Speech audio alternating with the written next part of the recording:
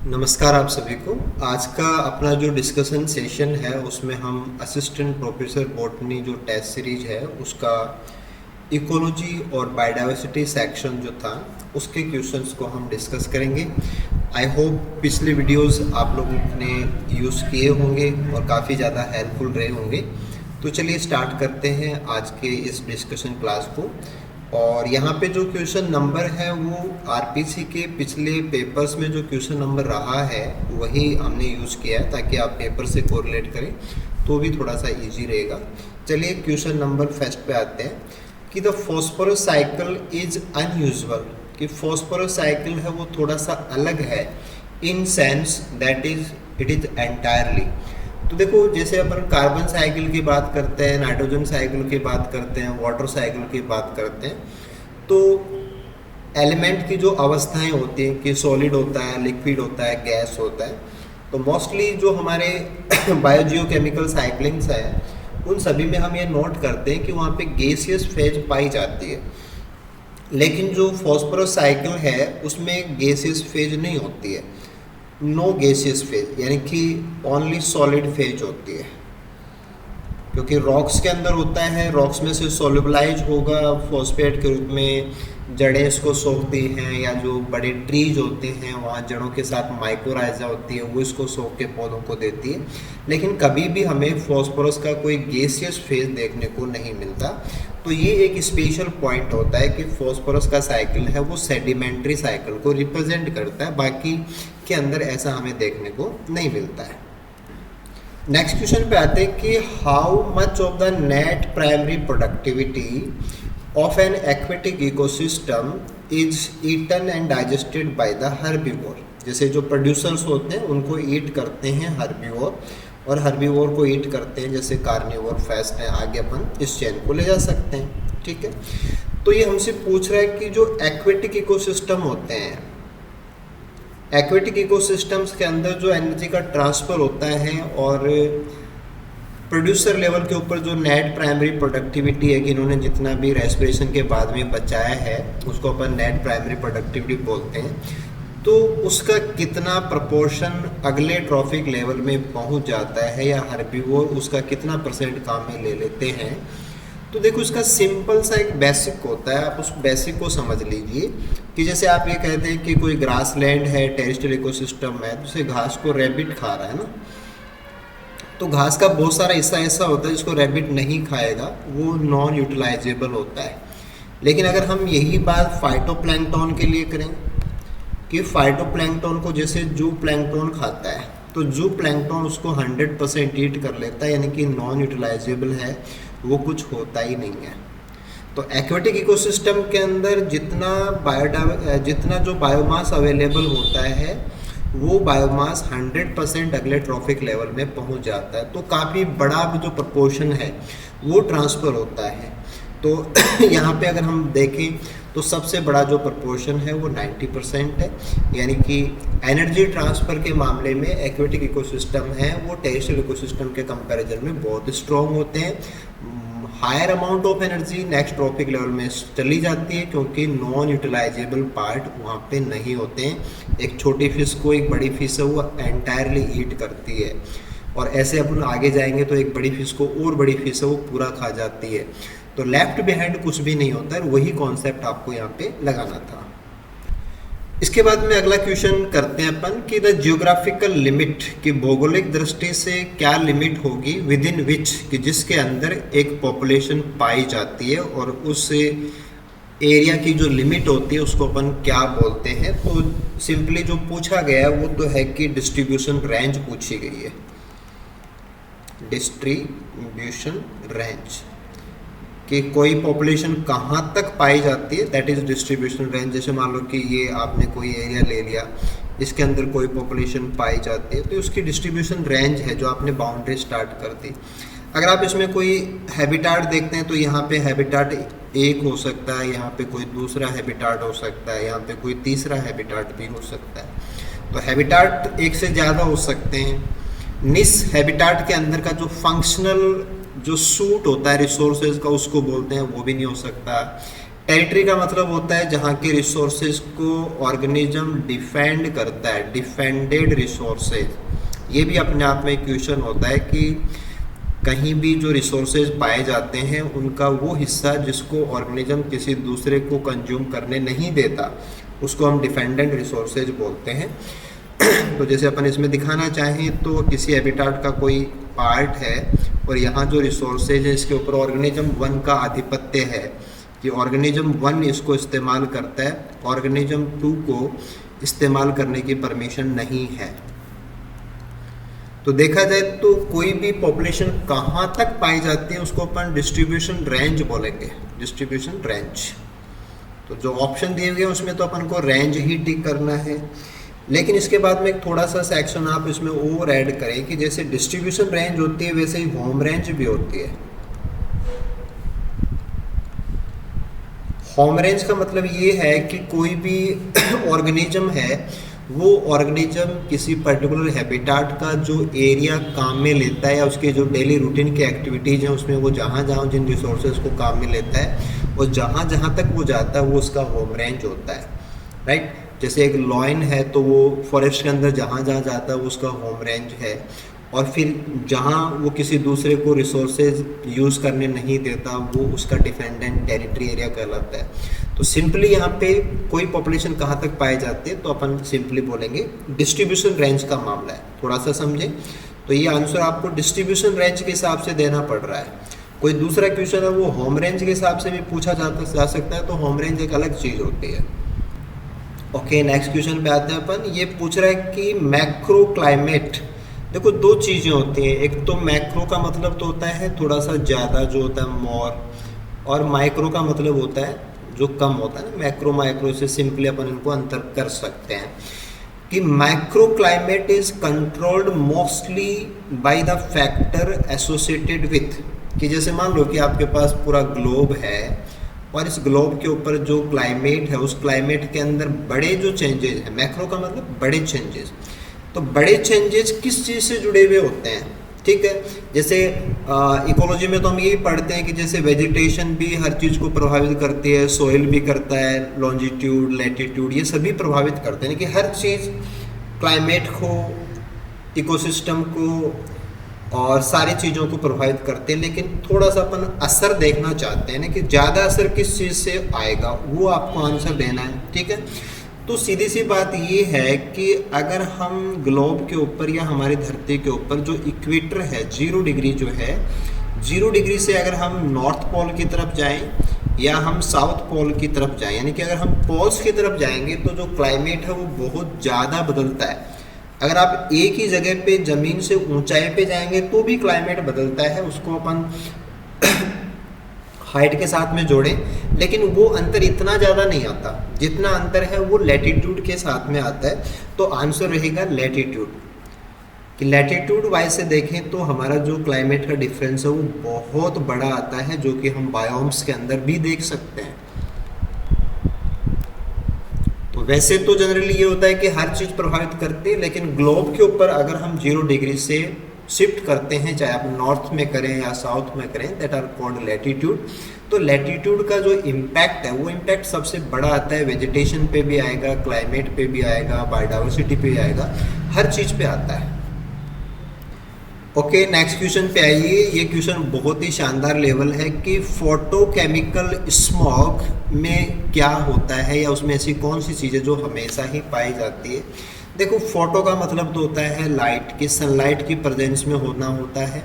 Chemical reaction है। Smoke का मतलब होता है धुआं जो होता है, स्मोक प्लस फॉग, कि वेपर फॉर्म के अंदर जो पानी है और धुआं है उनके मिलने से स्मॉग बनता है, जो कि एक एयर पॉल्यूटेंट के नाम से जाना जाता है, या बहुत ही सीरियस प्रॉब्लम्स हैं स्मोक से कोज होती हैं। लेकिन हमसे पूछा जा रहा है कि स्मोक के अंदर ऐसी कौन सी चीज़ है जो हमें मिलेगी ही मिलेगी, ऑलवेज प्रेजेंट, ठीक है। तो देखो, एक तो अपन को ये समझना होता है कि स्मोक के अंदर क्या क्या होता है। तो एक तो नाइट्रोजन के जो ऑक्साइड्स हैं वो होते हैं, ऐसे ही जो सल्फर के ऑक्साइड्स हैं वो स्मोक के अंदर होते हैं। एक इसका कंपोनेंट होता है ओजोन, जिसको कि अपन बैड ओजोन बोलते हैं। जो ट्रोपोस्फियर के अंदर या नीचे के एटमॉस्फेयर के अंदर जो ओजोन है उसको अपन बैड ओजोन बोलते हैं, और ये एक पॉल्यूटेंट है, ठीक है। ऐसे ही जो पार्टिकुलेटेड मैटर होता है कि जो छोटे छोटे पार्टिकल हवा में तैर रहे होते हैं, सस्पेंडेड पार्टिकुलेटेड मैटर भी अपन इनको बोल देते हैं, SPM, तो वो भी स्मोक का हिस्सा होते हैं। तो स्मोक के अंदर नाइट्रोजन के ऑक्साइड्स होते हैं, सल्फर के ऑक्साइड्स होते हैं, ओजोन होती है, पार्टिकुलेटेड मैटर होता है, ठीक है। तो यहाँ जो ऑप्शन दिए हुए उसमें तो हो जाएगा ओजोन, और आपको ध्यान देना है कि this is the bad ozone, जो ट्रोपोस्फेरिक ओजोन होती है वो इसका आंसर हो गया। मरकरी है, मीथेन है, फॉस्फोरस, इनका कोई मतलब नहीं है। मरकरी है वो तो आपको एयर में मिलेगी नहीं, वो तो वाटर पॉल्यूशन से जुड़ा हुआ मैटर है। मीथेन एक ग्रीन हाउस गैस के साथ में आप कनेक्ट करते हैं। फॉस्फोरस को आप यूट्रॉफिकेशन से जोड़ते हैं कि झीलों के अंदर जब नाइट्रोजन फॉस्फोरस वाटर बॉडीज में बढ़ जाता है तो एल्गल ग्रोथ बहुत ज़्यादा हो जाती है, उसको अपन यूट्रॉफिकेशन बोलते हैं। तो वो भी अपने आप में क्वेश्चन होता है। तो बाकी चीज़ें किन्हीं और क्वेश्चन से कोरिलेट करती हैं, बट फोटोकेमिकल स्मोक के अंदर जो चीज़ हमेशा मिलेगी वो नाइट्रोजन के ऑक्साइड हैं, सल्फर के ऑक्साइड्स हैं, ओजोन है, SPM है। तो गिवन ऑप्शन के वाइज से तो हमारा ओजोन यहाँ पे आंसर होने वाला है, ठीक है। कुछ और पॉइंट्स भी आप इसमें ऐड कीजिए कि कोई दूसरे क्वेश्चन में भी हम काम में लें। तो ऐसे एक वर्ड हो सकता है कि कीलर फॉग क्या होता है, कीलर फॉग, तो आप इसको ध्यान देंगे कि इसका दूसरा जो नाम होता है वो होता है पी सूप फॉग। और इसका कंपोजिशन होता है सूट कि जो ऑटोमोबाइल्स हैं, जो फैक्ट्रीज हैं, उनसे जो धुआं निकलता है, धुएं के अंदर जो कार्बन होता है, कार्बन के जो कण होते हैं उसको अपन सूट बोलते हैं, कालिक बोलते हैं, और साथ में सल्फर के ऑक्साइड्स। तो मेनली जो इंडस्ट्रियल पॉल्यूटेंट है उनसे ही खोज होता है, जिसमें कि कार्बन के कण और सल्फर के ऑक्साइड्स हैं। और थोड़ा सा अगर आप इसको बर्निंग से जोड़ना चाहें तो सॉफ्ट कॉल बर्निंग से किलर स्मोक कोज होता है, सॉफ्ट कॉल बर्निंग। तो स्मोक अपने आप में एक काफ़ी इम्पोर्टेंट पॉल्यूटेंट बन जाता है। बहुत सारे क्वेश्चन जिससे पूछे जाते हैं। यहाँ तो बहुत ही सिंपल सा लेवल का क्वेश्चन था कि जो ओजोन दिया गया है वो वैसे कन्फ्यूजन के हिसाब से था कि नॉर्मली जो स्टूडेंट है वो मीथेन करेंगे क्योंकि वो ग्रीन हाउस गैस है, पॉल्यूशन से जोड़ना चाहेंगे, लेकिन ऐसा कुछ नहीं है। ग्रीन हाउस ग्लोबल टेम्परेचर को बढ़ाना वो एक अलग चीज़ है और पॉल्यूटेंट होना एक अलग चीज़ है। ओके, नेक्स्ट क्वेश्चन पे आते हैं अपन। और ये था कि एसिड प्रेसिपिटेशन, यानी कि क्वेश्चन हमारा एसिड रेन से जुड़ा हुआ है। तो जब पानी है, जब रेनफॉल होती है और वो एसिडिक रेन होती है तो उसका कनेक्शन एसिड प्रेसिपिटेशन से है। और एसिड रेन से मछलियां मर जाती हैं, kills fishes by causing the release of. तो क्वेश्चन ये है कि एसिड रेन से ऐसा क्या रिलीज होता है कि मछलियां मर जाती हैं। तो आंसर तो है एल्युमिनियम आयंस रिलीज होते हैं, ठीक है। लेकिन आपको उसको कैसे समझना है कि जो एसिड रेन होती है वो सॉइल में से है ना, जो सॉइल के अंदर जो एल्युमिनियम प्रेजेंट होता है वो एल्युमिनियम रिलीज हो जाता है और एल्युमिनियम रिलीज होकर के वाटर बॉडीज में जाएगा। वाटर बॉडीज यानी कि जो हमारी पानी के स्रोत हैं उनके अंदर ये पहुंचेगा। और फिर जो फिशेज हैं उन फिशेज के अंदर एक्चुअल में जो बॉडी वेट है उनका, कि नॉर्मल फिशेज जो कि विदाउट एल्युमिनियम पॉइजनिंग हो और उनका जो साइज है वो रिड्यूस हो जाता है। यानी कि अगर लगातार एसिड रेन होगी तो लगातार वाटर बॉडीज़ के अंदर एल्युमिनियम आयन आएंगे और जो मछलियां हैं उनका जो बॉडी का वेट और उनका साइज कम होता चला जाता है। और इससे क्या होगा, इससे आपको ध्यान देना है कि ऐसी मछलियां हैं वो compete नहीं कर पाती, compete lesser, कि बाकी जो हेल्दी या कंट्रोल मछलियां हैं उनकी तुलना में ये compete कम कर पाएंगी। ये कंपटीशन फूड को लेकर के भी हो सकता है और हैबिटाट को लेकर के भी हो सकता है। तो जब किसी फिश का कंपटीशन पावर कम हो जाता है, उसको खाना कम मिलता है, हैबिटाट उसको सूटेबल नहीं मिलता है, तो that will goes to die, इसलिए मछलियां मर जाती है। तो पिछले पेपर्स में क्वेश्चन है वो सीधे पूछे गए, आपसे कोई और बात भी पूछी जा सकती है। बॉडी वेट है, कंपटीशन जो पोटेंशियल है वो उनका डिक्रीज हो जाता है। ओके, नेक्स्ट क्वेश्चन पे आते हैं अपन। ये था कि the most effective mean of conservation of a species, कि अगर हम किसी स्पीसीज को बहुत अच्छे से कंजर्व करना चाहते हैं तो हमारा सबसे प्रभावशाली तरीका क्या होना चाहिए। तो एक तो ये था कि census the species during the reproductive phase, कि जब रिप्रोडक्टिव फेज है तो आप वहाँ पे गिनती करें, गणना करें कि कितने हैं कितने नहीं हैं। एक ये था कि आप हैबिटाट को संरक्षित कर दीजिए। तो हैबिटाट को संरक्षित करने से वहाँ पे जितनी भी इकोलॉजिकल रिएक्शंस हैं, प्रोसेसेज हैं, इंट्रैक्शंस हैं, वो सब प्रिजर्व हो जाएंगी। इकोसिस्टम के हिसाब से देखेंगे तो फूड चेन्स, फूड वेब सारी की सारी ऑपरेट होने लग जाएंगी, तो सभी को खाना मिलेगा, सभी ट्रॉफिक लेवल्स अच्छे से चलेंगे, तो जिस स्पीसीज को हम बचाना चाहते हैं वो बहुत अच्छे से प्रिजर्व हो जाएगी। तो सबसे बेस्ट तरीका तो ये होता है कि हम वहाँ के हैबिटाट को प्रिजर्व कर दें। ठीक है, एक ये था कि हम प्रेडेटर्स को रिमूव कर दें। प्रेडेटर्स को रिमूव करने से एक बार के लिए जो हमारा प्रे स्पीसीज है उसका नंबर बढ़ जाएगा, लेकिन उसका जो प्रेडेटर से बचने का जो बिहेवियर है वो धीरे धीरे जैसे जैसे पीढ़ियाँ आएंगी वैसे वैसे कम हो जाएगा। और प्रिवेंशन अगेंस्ट डिजीज़ की हम उसको बीमारियों से बचाएं तो एक बार के लिए नंबर बढ़ा सकते हैं, लेकिन दूरगामी इनके जो परिणाम हैं वो नेगेटिव ही आएंगे। तो अगर हम हैबिटाट को संरक्षित करते हैं तो everything is preserved with the ongoing natural processes, यानी कि जो हम नेचर में जो होता है वो का वो डेवलप होगा और एबिलिटी सारी की सारी स्पीसीज में मिलेंगी और किसी भी एंगल से स्पीसीज है वो कमज़ोर नहीं होगा और सबसे सही तरीका हमारा यही हो सकता है। ओके, नेक्स्ट वन क्वेश्चन पे आते हैं। ये था कि on the basis of distribution of gases, कि गैसों के डिस्ट्रीब्यूशन के आधार पे एटमॉस्फेयर में जोनेशंस होते हैं, अलग अलग जोन्स होते हैं, तो उनका ऑर्डर क्या है। ठीक है, ये तो जैसे हम सारे ही जानते हैं कि जो धरती के बिल्कुल पास वाला ट्रोपोस्फेयर है वहाँ पे गैसेस का जो प्रपोर्शन है वो सबसे ज़्यादा होता है, और जैसे जैसे हम धरती से दूर जाते हैं वैसे वैसे हवा पतली होती चली जाती है। इसका मतलब गैसेस का जो कॉन्सेंट्रेशन है वो कम होता चला जाता है। तो राइट सीक्वेंस जो है वो तो बहुत ही सिंपल सी बात है कि सबसे ज़्यादा ट्रोपोस्फेयर में है, उससे ऊपर स्ट्रेटो मिलेगा, फिर मीजोस्फीयर मिलेगा, फिर आयनोस्फीयर मिलेगा और उसके बाद में हमें एक्सोस्फीयर मिलता है।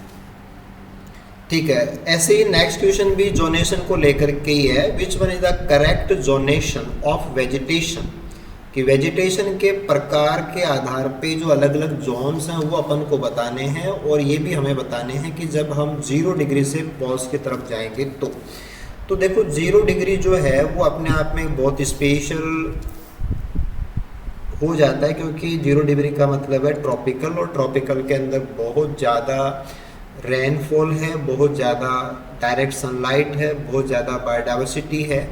तो सबसे सेंटर में जो अपन को मिलेगा इक्वेटर पे वो तो ट्रॉपिकल ही है, तो ट्रॉपिकल तो यहाँ होना ही है। तो वैसे आप पहले ऑप्शन से ही कर सकते हैं। ट्रॉपिकल के बाद में दूसरा ध्यान देना है डेजर्ट एंड ग्रासलैंड। तो डेजर्ट्स एंड ग्रासलैंड का जो कनेक्शन है कि जैसे अपन 0 डिग्री से 30 डिग्री नॉर्थ या 30 डिग्री साउथ में जाएंगे तो वहाँ पे दुनिया के सबसे बड़े डेजर्ट पाए जाते हैं, तो डेजर्ट एंड ग्रासलैंड्स आएंगे। डेजर्ट से आगे जाएंगे तो जहाँ पे एनुअल रेनफॉल साल में एक बार होता है वहाँ पे ग्रासलैंड सपोर्ट होने लग जाएंगे। उसके बाद में डेसिडियस फॉरेस्ट आते हैं जहाँ पे रेनफॉल ज़्यादा हो और सीजन के अंदर विंटर एक्सट्रीम होने लग जाए, वहाँ पे साल में एक बार पत्तियाँ गिरती है, तो डेसिडियस फॉरेस्ट आएंगे। फिर हमारा टैगा आएगा जहाँ पे कॉनिफर बायोम आएंगे, तो कॉनिफर्स होंगे। और लास्ट में जो हमारा टुंड्रा है उस टुंड्रा के अंदर मॉसेज हैं, लाइकेंस हैं, ये सब होंगे। तो ये आपका टैगा बायोम है, ये डेसिडियस बायोम है, ग्रासलैंड बायोम्स है, ट्रॉपिकल रेन फॉरेस्ट बायोम है। तो right order is option number first. Okay, next question पे आते हैं। काफ़ी अच्छा क्वेश्चन बनाया गया है कि इन टेम्परेट क्लाइमेट का मतलब होता है जहाँ पे सीजन्स बनते हैं। द लीफ लिटर यानी कि पत्तियां जो जमीन पे गिरती हैं, जो कचरा गिरता है फिर वो डिकम्पोज होता है, उसको अपन लिटर बोलते हैं। Which falls from the tree is degraded very slowly on the basic compounds present on the upper surface are transported to deeper layers of soil due to rain. तो ज़मीन के ऊपर जो कचरा गिरता है वो डिकम्पोज होता है, बाद में कचरे के अंदर जो भी कंपाउंड्स हैं वो पानी के साथ में नीचे की परतों में जाते हैं। तो एक जनरल बताया गया है कि जब भी डिकम्पोजिशन होता है तो इस प्रकार से जो न्यूट्रिएंट हैं वो सारे लीचिंग करते हैं कि नीचे की परतों में जाते हैं, ठीक है। With the result the upper layer of soil become acidic in nature और the formation of this upper layer of soil is called. तो अगर कोई ऐसा प्रोसेस हो रहा हो जिसमें लिटर डिकम्पोज हो रहा हो, न्यूट्रिएंट नीचे जा रहे हो और ऊपर की जो परतें हैं वो एसिडिक हो गई हैं, अपर लेयर बिकम एसिडिक, तो ऐसा जो कंडीशन है वो हमें कौन से टाइप के प्रोसेस में मिलेगा? जैसे कि मेलेनाइजेशन एक प्रोसेस है, लेटराइजेशन एक प्रोसेस है, पोर्सोलाइजेशन प्रोसेस है, ग्लिजेशन एक प्रोसेस है, ठीक है। तो इन सभी को आप थोड़ा थोड़ा सा समझ लें कि और कोई क्वेश्चन हो तो भी आप आराम से इनको कर लेंगे। देखो मेलेनाइजेशन को सिंपली पकड़ लेना कि मेलानिन यानी कि डार्कनेस जैसा मैटर है। तो जो ऑर्गेनिक मैटर होते हैं जो कि डिकम्पोजिशन से आते हैं वो ऑर्गेनिक मैटर डार्कनेस के लिए काम करते हैं कि लेयर्स और डार्कनेस उनकी बढ़ जाती है, ठीक है। तो ऐसी जो सॉइल होती है जहाँ पे जितना ज़्यादा डिकम्पोजिशन होगा उतना ज़्यादा ऑर्गेनिक मैटर रिलीज होगा, जितना ऑर्गेनिक मैटर रिलीज होगा उतना ही मिट्टी है उसका कलर डार्क होता चला जाता है। इसको बोलते हैं अपन मेलेनाइजेशन और ऐसी सॉइल को अपन बोलते हैं मॉलिसॉल्स, मॉलिसॉल्स, ठीक है। दूसरा अपन बात करते हैं लेटराइजेशन की। लेटराइजेशन क्या होता है? तो यहाँ पे आपको ध्यान देना है कि एक तो आयरन और एक एल्युमिनियम, आयरन और एल्युमिनियम के जो ऑक्साइड्स होते हैं, क्योंकि ये मिनरल्स हैं, मिनरल्स जो चट्टानें होती हैं, मिट्टी होती है, क्योंकि मिट्टी भी चट्टान का बारीक पार्ट ही होता है, फाइन फॉर्म जो कि पार्टिकल फॉर्म में चट्टान हो जाती है तो उसको अपन मिट्टी बोलते हैं। तो आयरन के और एल्युमिनियम के जो ऑक्साइड्स होते हैं ये अगर किसी सॉइल के अंदर बहुत ज़्यादा, अगर कोई मिट्टी आयरन के ऑक्साइड और एल्युमिनियम के ऑक्साइड को लेकर के काफ़ी रिच हो और लगातार चट्टानें टूटती रहें, लगातार ये ऑक्साइड सॉइल में आते रहें तो मिट्टी है उसके अंदर इनका नंबर है वो काफ़ी ज़्यादा बढ़ जाता है। और आयरन के ऑक्साइड्स की वजह से जो मिट्टी है उसका कलर भी रेड हो जाता है, रेड कलर सॉइल, तो उसको अपन बोलते हैं लेटराइजेशन। ऐसे ही तीसरा प्रोसेस होता है पोर्सोलाइजेशन। तो पोर्सोलाइजेशन में आपको ध्यान देना है कि सेम जैसे कि सॉइल के अंदर एल्युमिनियम के, आयरन के ऑक्साइड्स हैं वो ऑक्साइड रिलीज होते हैं, ऑक्साइड्स रिलीज, और रिलीज होने के बाद में वो अंदर की परतों में जाते हैं, डीप लेयर्स में, और डीप लेयर्स में जाकर के वो केमिकली इंटरेक्ट करते हैं और उनसे केमिकली इंटरेक्शन से जो कंपाउंड बनते हैं उसको अपन बोलते हैं किलेटिंग। तो एक तो ये होता है कि ऊपर की मिट्टी का एल्युमिनियम और आयरन ऊपर ही पड़ा रह जाता है, वो तो लेटराइजेशन है। अगर वो पानी के साथ नीचे चला जाए और नीचे की परतों में जाकर के दूसरे जो मिनरल्स हैं उससे जुड़ करके कॉम्प्लेक्स बना दे तो वो हो जाएगा किलेटिंग। और अगर ऐसा किलेटिंग होता है तो उसका नाम होता है पोर्सोलाइजेशन। और ऊपर की जो सॉइल है वो इसके अंदर एसिडिक भी हो जाती है। तो मोस्टली जो आपके कॉनिफर बायोम हैं, और ऐसे अपन बात करें कि जो यूकेलिप्टस होता है ना, जिसको कि अपन सफ़ेदा बोलते हैं, नीलगिरी बोलते हैं, यूकेलिप्टस, तो जहाँ पे लगातार पत्तियाँ गिरती रहती हैं वहाँ हमें पोर्सोलाइजेशन देखने को मिलेगा। और एक्चुअल में ऊपर की परतों के आयरन के ऑक्साइड्स वो नीचे जा कर के किलेटिंग करते हैं, उससे पोर्सोल्स बनते हैं। तो आंसर विल बी पोर्सोलाइजेशन। ऐसे ही एक मैटर होता है ग्लिजेशन, कि ग्लीस की फॉर्मेशन होती है। तो दिस इज ग्ली फॉर्मेशन। और ग्ली फॉर्मेशन को आप कैसे समझें कि जब पुअर ड्रेनेज होता है, यानी कि लो रेन, कि जब रेन अगर कम हो तो नीचे जो रिसाव होना चाहिए वो प्रॉपर रिसाव नहीं होता है, और एक जैसे वाटर लॉक्ड कंडीशन हो कि पानी अगर लगातार भरा हुआ हो और पेरेंट रॉक्स हैं, लो है ना, लो परसोलेशन, कि नीचे रिसाव बहुत कम होता हो, लगातार पानी भरा रहता हो, और एक होना चाहिए कि जब लगातार पानी भरा रहेगा तो सॉइल के अंदर जो एयर है वो कम हो जाती है, ऑक्सीजन कम हो जाती है। तो ऐसी सिचुएशन के अंदर एक चिपचिपा और जेल जैसा फॉर्मेशन होने लग जाता है, उसको बोलते हैं ग्ली। तो जहाँ पे लगातार पानी भरा रहता है, ड्रेनेज पुअर हो, ऑक्सीजन डेफिशिएंसी हो, तो वहाँ पे ग्लीजेशन यानी कि कीचड़ तो हालांकि अलग चीज़ होती है, और ये रॉक से बनता है ना कि चिपचिपा सा बन जाता है जेल जैसा, दिस इज कॉल्ड ग्लीजेशन। तो क्वेश्चन के हिसाब से बात करें तो हमारा जो आंसर है कि अपर लेयर एसिडिक हो जाती है, और ये जो मैटर है ये पोर्सोलाइजेशन का होता है, जहाँ पे अपर लेयर्स एसिडिक टर्न हो जाती है।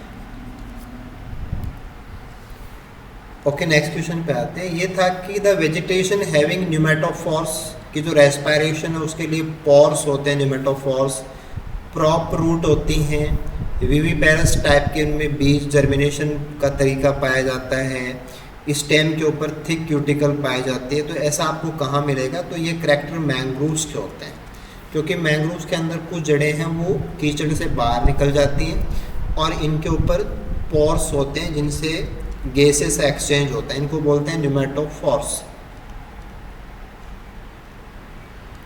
न्यूमेटोफोर्स। और ये जड़ें प्रॉप रूट की तरह भी काम करती हैं, जड़ों का एक जाल होता है। और दूसरी खास बात कि इनके जो बीज हैं वो पौधे के ऊपर ही, मदर प्लांट के ऊपर ही जर्मिनेट करते हैं। मदर प्लांट के साथ में जो बीज लगा हुआ है वो मदर प्लांट से लगे लगे ही जर्मिनेट करता है। तो इस कंडीशन को अपन विविपेरस कंडीशन बोलते हैं, क्योंकि कीचड़ के अंदर हैलोफाइट है, समुद्र के जो किनारे हैं वहाँ पे मिलते हैं मैंग्रोव।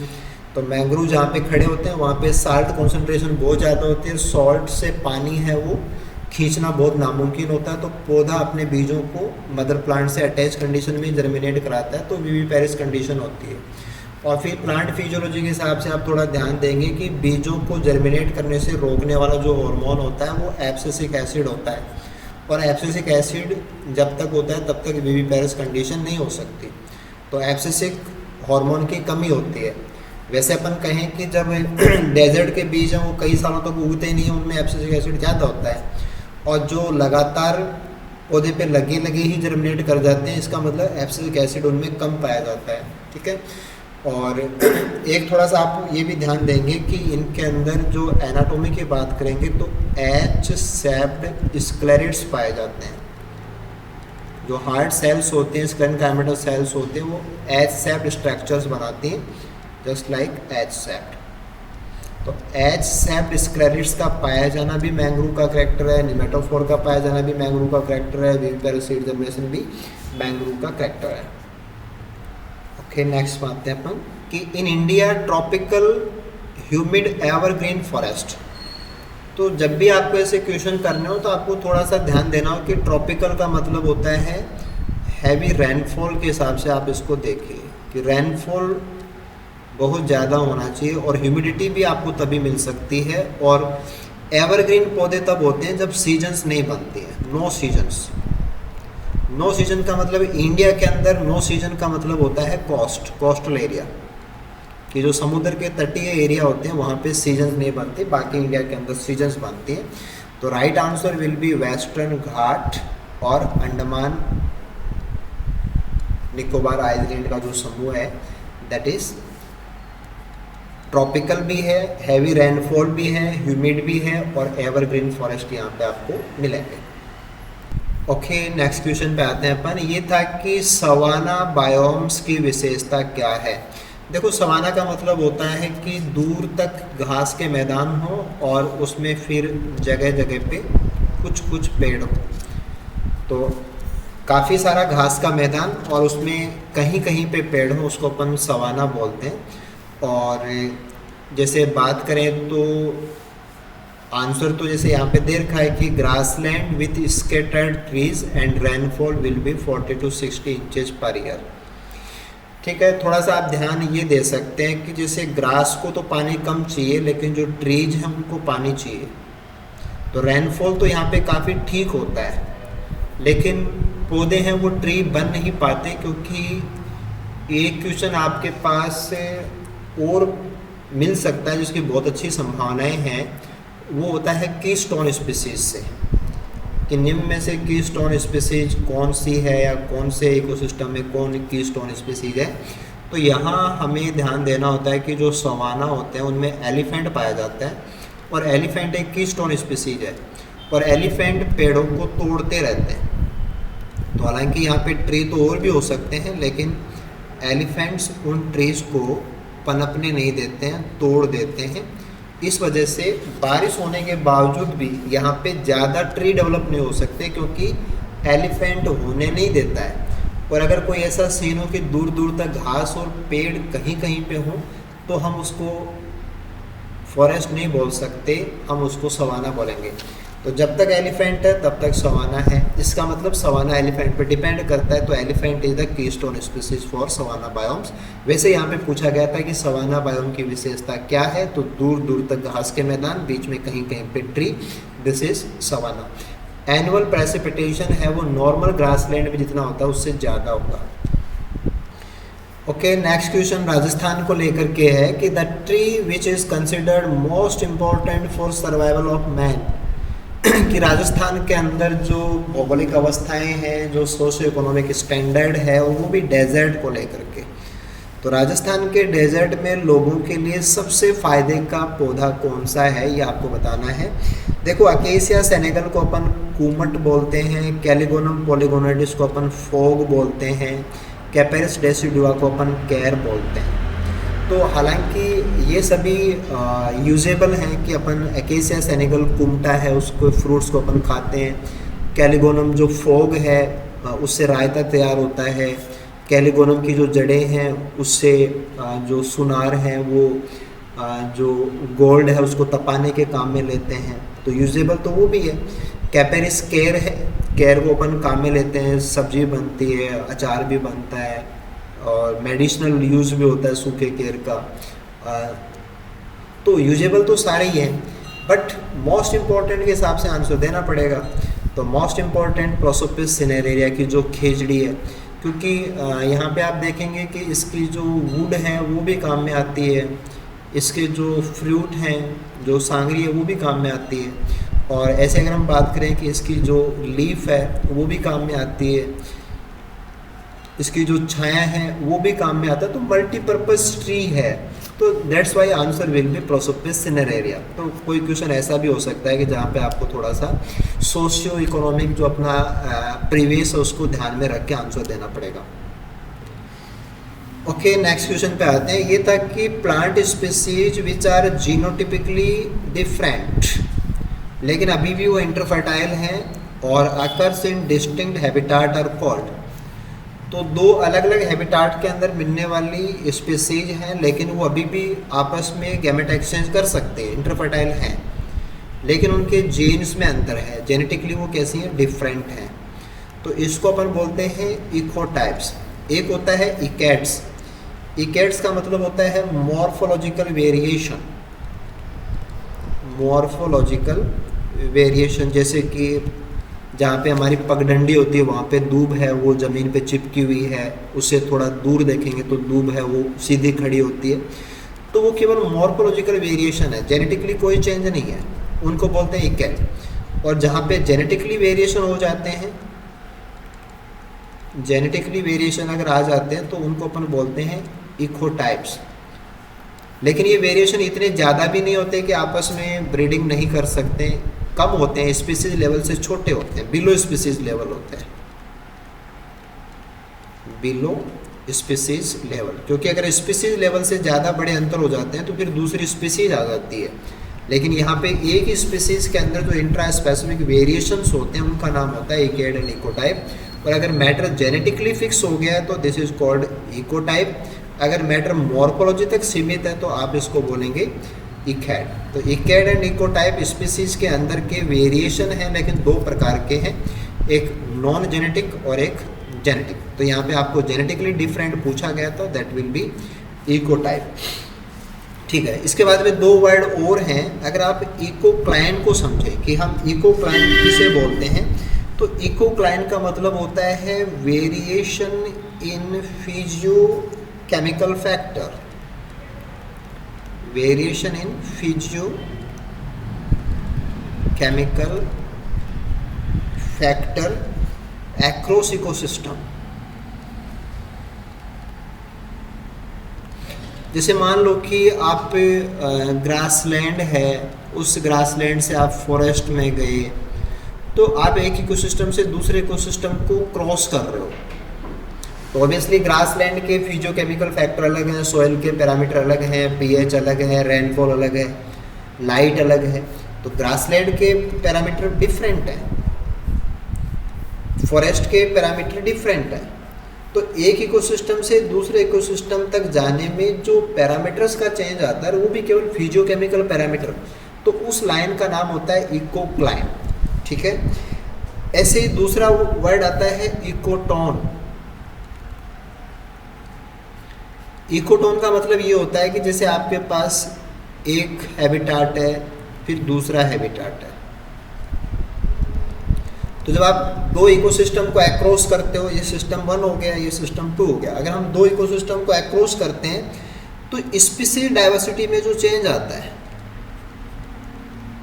स्पीशीज डाइवर्सिटी में जो चेंज आता है उसको अपन इकोटोन से जोड़ते हैं। बात एक जैसी है कि अगर आप दो इकोसिस्टम्स के अंदर केवल पैरामीटर्स को देखते हैं तो बोलेंगे इकोलाइन, और अगर आप स्पीसीज को देखते हैं तो बोलेंगे इकोटोन, एज इफेक्ट, ऐसे वर्ड आएंगे। ठीक है, और एक होता है कि कोसिनो स्पीसीज क्या होती है। ठीक है, तो यहाँ आपको ध्यान देना है कि ग्रुप ऑफ रिलेटेड स्पीसीज होता है, ग्रुप ऑफ रिलेटेड स्पीसीज जो आपस में इंटरब्रीडिंग कर सकती है, इंटरब्रीडिंग में और मे नॉट, कि इतनी ज़्यादा मिलती जुलती स्पीसीज हैं कि उनके अंदर कभी कभार, है ना, हर बार की जरूरत नहीं है, कभी कभार उनके गैमेट आपस में मिक्स हो भी जाते हैं, कभी नहीं भी होते हैं। तो ऐसी मिलती जुलती जितनी स्पीसीज हैं उन सबका जो ग्रुप है उसका नाम सीनो स्पीसीज होता है। तो इकेड, इकोटाइप, इकोलाइन, इकोटोन, एज इफेक्ट, सीनो स्पीसीज अपने आप में एक अच्छा टॉपिक बन जाता है। तो बहुत अच्छा क्वेश्चन है, आप सारी चीज़ों को बहुत अच्छे से क्लियर करना ताकि नेक्स्ट पेपर में कोई भी क्वेश्चन हो तो हम आंसर सही ही दें, इस चीज़ का पूरा ध्यान रखना है। ओके, नेक्स्ट क्वेश्चन पे आते हैं।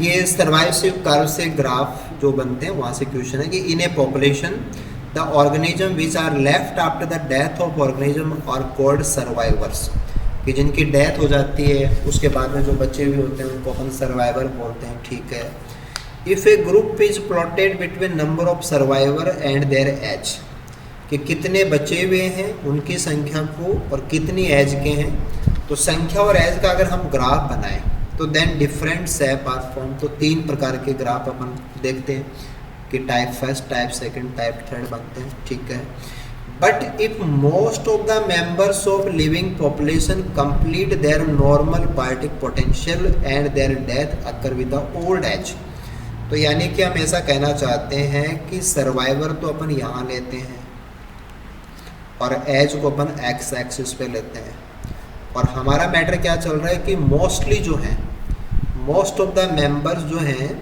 वो अपनी लाइफ को पूरा करते हैं और उनकी डेथ है वो ओल्ड एज में होती है, यानी कि ग्राफ कैसा आएगा, ऐसा आएगा। तो ये होता है टाइप फर्स्ट, जो कि हमारे लॉन्ग लाइफ जिनकी होती है उन सब के लिए लागू होता है, जो केस सिलेक्टेड स्पीसीज है उनके लिए लागू होता है। ठीक है, तो इसको कॉन्वेक्स बोलते हैं अपन। दूसरा जहाँ पे शुरुआत में बहुत ज़्यादा की डेथ हो जाती है फिर बच्चे भी लास्ट तक मिलते हैं, वो कॉनकेव होता है, जिसको अपन टाइप थर्ड से रिप्रेजेंट करते हैं। एक के अंदर एज स्पेसिफिक मॉर्टिलिटी लगभग कांस्टेंट होती है, तो वो टाइप सेकंड होता है, जिसमें हर एज के अंदर मॉर्टिलिटी रेट लगभग कांस्टेंट होती है। तो यहाँ तो ये था कि जो लास्ट तक जिएंगे और लास्ट एज में जाकर के ख़त्म होंगे, तो ऐसा ग्राफ तो कॉन्वेक्स आएगा, यानी कि टाइप फर्स्ट वालों का है, लॉन्ग लाइफ स्पान जिनका होता है उनका है। ओके, नेक्स्ट क्वेश्चन पे आते हैं कि on the basis of growth forms, यानी कि ये रॉनकेयर लाइफ फॉर्म्स की बात हो रही है। रोनकेयर लाइफ फॉर्म्स जो कि रोनकेयर ने सजेस्ट किए थे, पेरिनेटिंग बर्ड्स कहाँ पाई जाती है या नहीं पाई जाती है, उसके आधार पे कैटेगराइजेशन किया गया था। तो ग्रोथ फॉर्म्स के हिसाब से जो क्रिप्टोफाइट्स हैं उनकी क्या विशेषता है? क्रिप्टो का मतलब हिडन होता है, जैसे क्रिप्टोगैम्स हैं जिनमें फ्लोर्स आपको दिखाई नहीं देते, वो क्रिप्टोगैम्स हैं। तो हिडन कंडीशन के लिए क्रिप्टो वर्ड यूज होता है। और हिडन का मतलब होता है कि जो पेरिनेटिंग बर्ड्स हैं, पेरिनेटिंग स्ट्रक्चर्स हैं, they are protected below the soil. तो ज़मीन के ठीक नीचे अगर कोई चीज़ दबी हुई है तो वो छिपी हुई है, तो that's why that are crypto. ठीक है, जैसे बाकी देखते हैं अपन कि perennating birds structure above the ground, तो ये क्रिप्टो हो ही नहीं सकता। ठीक है, तो ये कीमोफाइट्स हैं। In such plant perennating birds are structure are not present. ये भी आप थोड़ा सा ध्यान देना कि जिनमें पेरिनेटिंग बर्ड्स नहीं पाई जाती हैं, जैसे कि आपने कहा कि गेहूं का पौधा है, तो गेहूं का पौधा आपने उगाया, 4 महीने में गेहूं का पौधा सूख गया, उसके बाद में दोबारा बीज उगाना पड़ता है, पेरिनेटिंग बर्ड नहीं है। तो ऐसे पौधे जो बीज बना के ख़त्म हो जाते हैं वो थीरोफाइट्स होते हैं, थीरोफाइट्स। तो CSIR में तो एक बहुत ही इंपॉर्टेंट क्वेश्चन बनता है, तो मुझे लगता है कि जैसे यहाँ RPSC के अंदर भी एक क्वेश्चन आपसे पूछ ही लिया जाएगा। तो जो बीज बना के ख़त्म हो जाते हैं वो थीरोफाइट्स हैं। और राजस्थान के डेजर्ट के अंदर तो बहुत सारे पौधे हैं जो बारिश के साथ में उगते हैं, और जैसे ही पानी कम हो जाता है वो उस बीज बना के अपनी कहानी ख़त्म कर देते हैं, उनको बोलते हैं एफीमेरल ग्रासेस। तो पानी जाते ही भाग जाएंगे, उस हिसाब से एफीमेरल वर्ड है। टेक्निकली ग्रोथ फॉर्म रोनकेयर के जो उसके हिसाब से बोलेंगे तो हम बोलेंगे इनको थीरोफाइट। और वैसे इनमें बर्ड्स नहीं पाए जाते, ये सीड बनाते हैं, सीड बनाते हैं और उसके बाद में ये सूख जाते हैं, डाई हो जाते हैं। हर सीजन में ऐसा ही होता है। और जिनके पेरिनेटिंग बर्ड्स हैं वो 30 सेंटीमीटर से ऊपर होते हैं, वो आपके जो प्लांट्स हैं वो भी इस कैटेगरी में, क्रिप्टो कैटेगरी में इंक्लूड नहीं होते। तो रोनकेयर के लाइफ फॉर्म से CSIR का, सेट का, RPSC का, सबका एक इम्पोर्टेंट टॉपिक है। तो बहुत अच्छे से आपको ये तैयार करना है। राजस्थान के रेफरेंस के अंदर एफीमेरल्स इंपॉर्टेंट हो जाते हैं, तो एफीमेरल्स के हिसाब से भी आप ध्यान देना, थीरोफाइट के हिसाब से भी आप ध्यान देना।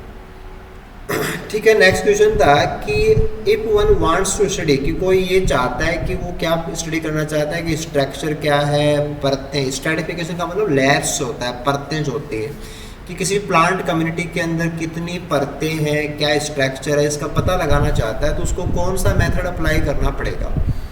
तो एक तो होता है कि प्लॉटलेस मेथड। प्लॉटलेस मेथड का मतलब कि कोई सैम्पलिंग प्लॉटिंग कुछ करे ही नहीं है तो हो ही नहीं सकता।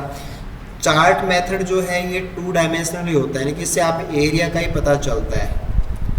काउंट मेथड के अंदर आप डायरेक्ट काउंट ही कर सकते हैं। लेकिन जो ट्रांजैक्ट मेथड होता है, ट्रांजैक्ट मेथड का मतलब होता है कि एक कोई भी लाइन हो और उस लाइन के आसपास कौन कहाँ पाया जाता है, उसके आधार पे हम कैलकुलेशन करें। तो सैम्पलिंग के अलग अलग तरीके होते हैं। तो अगर आपको कोई जंगल है उसमें कितनी दूर तक या ज़मीन से और ऊपर, थोड़ा और ऊपर, ऐसे अलग अलग परतों में अगर अपन को बायोडाइवर्सिटी का पता करना हो या कैलकुलेशन करना हो तो हमारा जो मेथड होना चाहिए वो ट्रांजैक्ट मेथड हमें काम में लेना पड़ेगा। ओके, काफ़ी सिंपल से क्वेश्चन पूछे जाते हैं इकोलॉजी बायोडाइवर्सिटी से, कोई ज़्यादा टिपिकल क्वेश्चन नहीं होते हैं। तो आप फिर भी आप सारे क्वेश्चन पर बहुत आराम से ध्यान देना। ये था कि select the one which shows correct sequence of stages in plant succession. तो सक्सेशन को लेकर के सही क्रम क्या है वो बताना है। तो देखो इन सब में लाइकेन आ रहा है, तो सीधी सी बात है जो क्वेश्चन है वो लिथोसीरी से पूछा हुआ है कि चट्टानों के ऊपर जो सक्सेशन होता है उसको लेकर के अपन को बताना है। तो चट्टानों के ऊपर सबसे पहले जो आते हैं वो क्रस्टोज लाइकेन आएंगे, फिर फोलियोज लाइकेन आएंगे, उसके बाद में मॉसेज आते हैं, फिर हर्ब्स आते हैं, फिर श्रब्स आते हैं, फिर ट्रीज आते हैं। तो right will be third one. Okay, next question पे आइए। और पिरामिड ऑफ बायोमास बताना है अपन को ना। पिरामिड ऑफ बायोमास एक तो बताना है पॉन्ड के लिए, एक बताना है फॉरेस्ट के लिए। तो जैसे एक बार के लिए आप पॉन्ड को देखो, पॉन्ड के अंदर बायोमास का मतलब जो ऑर्गेनिज्म के अंदर जो बॉडी वेट है ना, मोस्टली अपन बायोमास को जो नॉर्मल फ्रेश बॉडी वेट होता है उसके हिसाब से ही अपन लॉजिकली उसको अप्लाई करते हैं, ड्राई वेट काउंट नहीं करते। तो पॉन्ड में अपन देखेंगे कि जो फाइटोप्लैंक्टॉन्स हैं, जू प्लैंक्टॉन्स हैं, स्मॉल फिश है, मीडियम फिश है, लार्ज फिश है, तो उनका जो बायोमास है वो बढ़ता ही चला जाता है। सबसे कम फाइटोप्लैंक्टॉन का है, सबसे ज़्यादा बड़ी फिश का है। तो हमारा जो पिरामिड बनेगा वो उल्टा बनेगा, तो दिस इज इन्वर्टेड। ठीक है। अगर हम फॉरेस्ट की बात करेंगे तो फॉरेस्ट के अंदर सबसे नीचे प्रोड्यूसर लेने होते हैं, वो आएंगे ट्री। देखो दिमाग में आप ये चीज़ क्लियर करें कि हम नीचे क्या लेते हैं कि स्टार्टिंग किससे करते हैं। स्टार्टिंग हमेशा प्रोड्यूसर से होती है, इस चीज़ का आप ध्यान देंगे। स्टार्टिंग आप कोई भी पिरामिड बनाए तो हमेशा प्रोड्यूसर से होती है। अब पैरामीटर क्या ले रहे हो वो अलग चीज़ है, एनर्जी ले रहे हो, नंबर ले रहे हो, बायोमास ले रहे हो, वो बनाने का आपका बेस क्या वो हो जाएगा। बाकी तरीका ये है कि आपको सबसे नीचे प्रोड्यूसर लेने होते हैं। तो ट्रीज का बायोमास सबसे ज़्यादा है, और इसके ऊपर आप जब टॉप कार्निवोर पे जाएंगे तो उसका बायोमास ट्रीज के कंपैरिजन के अंदर लो है। तो हमारा पिरामिड है वो बनेगा सीधा स्ट्रैट। तो right answer will be third one. Okay, next question को बहुत आराम से आप कर लेंगे कि in a food chain the amount of energy received by secondary consumer from primary consumer. तो जैसे आप प्रोड्यूसर ले लीजिए कि प्रोड्यूसर से हर्बीवोर को अपन जाएं, हर्बीवोर से अपन कार्निवोर फेस्ट को जाएं। तो प्राइमरी कंज्यूमर तो हो गया हमारा herbivore, this is primary consumer, और ये हो गया हमारा सेकेंडरी कंज्यूमर। क्योंकि प्लांट्स कंज्यूमर नहीं होते, वो प्रोड्यूसर होते हैं। प्लांट्स के बाद के जितने भी हैं वो सब कंज्यूमर होते हैं। तो आप हर्बीवोर से जा रहे हैं कार्निवोर फेस्ट को ना, यहाँ का मैटर है। और ये पूछ रहा है कि अमाउंट ऑफ एनर्जी जो अगले ट्रॉफिक लेवल में चली जाती है दैट इज 10%, जिसको कि अपन 10% थिनिंग लॉ के नाम से भी जानते हैं कि जो पिछले ट्रॉफिक लेवल में जो ऊर्जा थी उसका 10% ही अगले ट्रॉफिक लेवल में जा पाता है। और थोड़ा सा आप ये भी ध्यान देंगे कि ये जो हमारा 10% का मामला है ये टेरेस्ट्रियल पे ही लागू होता है, टेरेस्ट्रियल इकोसिस्टम पे लागू होता है, एक्वेटिक पे लागू नहीं होता है। क्योंकि एक्वेटिक के अंदर बहुत ज़्यादा एनर्जी है, वो नेक्स्ट ट्रॉपिक लेवल में पहुंचते हैं, तो वहाँ पे 10% नहीं है, वहाँ पे 90% है। ओके, नेक्स्ट क्वेश्चन पे आते हैं। ये था कि mycorrhiza help in mobilisation of one of the mineral from soil to plant. ये जो बड़े ट्री होते हैं उन ट्री की जो जड़ें हैं उन जड़ों के साथ फंगस का एसोसिएशन पाया जाता है, और ये जो फंगस है ये फंगस जड़ों के साथ मिलकर के माइकोराइजा बनाता है। ठीक है। और ये माइकोराइजा एक्चुअल में सॉइल में से जो फॉस्फोरस है उसको एब्जॉर्ब करके पौधे को प्रोवाइड कराता है। कुछ केसेस के अंदर जो नाइट्रोजन है उसको भी प्रोवाइड कराते हैं। ठीक है। तो एक तो आप ध्यान देंगे कि जो एक्टोमाइकोराइजा होते हैं वो मेनली फॉस्फोरस को प्रोवाइड कराते हैं, एंडोमाइकोराइजा हैं वो नाइट्रोजन को प्रोवाइड कराते हैं। ठीक है। जो बाहर तक सीमित होता है वो एक्टो हैं, उनमें हर्टिग नेट पाया जाता है। एंडोमाइकोराइजा के अंदर ऑप्शन आ जाएंगे कि वेसिकुल्स बनाते हैं, आर्बस्क्यूल्स बनाते हैं, तो आप इनको वेसिकुलर, आर्बस्कुलर माइकोराइजा, वैम फंजाई के नाम से भी जानते हैं। तो बाहर जो होते हैं वो मेनली जो पौधे हैं उनको फॉस्फोरस क्योंकि रॉक्स से लेना होता है और सॉइल के अंदर फॉस्फोरस की कमी होती है, तो जो बड़े ट्री हैं वो फंगस को दोस्त बनाते हैं और फंगस सॉइल में से फॉस्फोरस को सोख करके पौधे को प्रोवाइड कराता है। तो मेन काम तो होता है फॉस्फोरस को प्रोवाइड कराना, मिनरलाइजेशन में। ओके, नेक्स्ट क्वेश्चन पे आते हैं। यहाँ पे दिया गया है कि ग्रीन हाउस गैसेज हैं और ग्लोबल वार्मिंग में कौन सी गैस कितने % कंट्रीब्यूशन देती है, उसका करेक्ट मैचिंग अपन को बताना है। ठीक है। तो देखो अगर हम बात करें कि ग्रीन हाउस गैसेज का प्रपोर्शन जो है ग्लोबल वार्मिंग में, तो सबसे बड़ा प्रपोर्शन कार्बन डाइऑक्साइड गैस का है कि वो 60% वार्मिंग इसी से होती है। मीथेन से 20% कंट्रीब्यूशन आता है, जो CFCs हैं उनसे 14% आता है, और नाइट्रोजन ऑक्साइड जो है उनसे 6% आता है। तो ग्लोबल वार्मिंग में योगदान के हिसाब से बात अलग है। पर मॉलिक्यूल जो सबसे स्ट्रॉन्ग है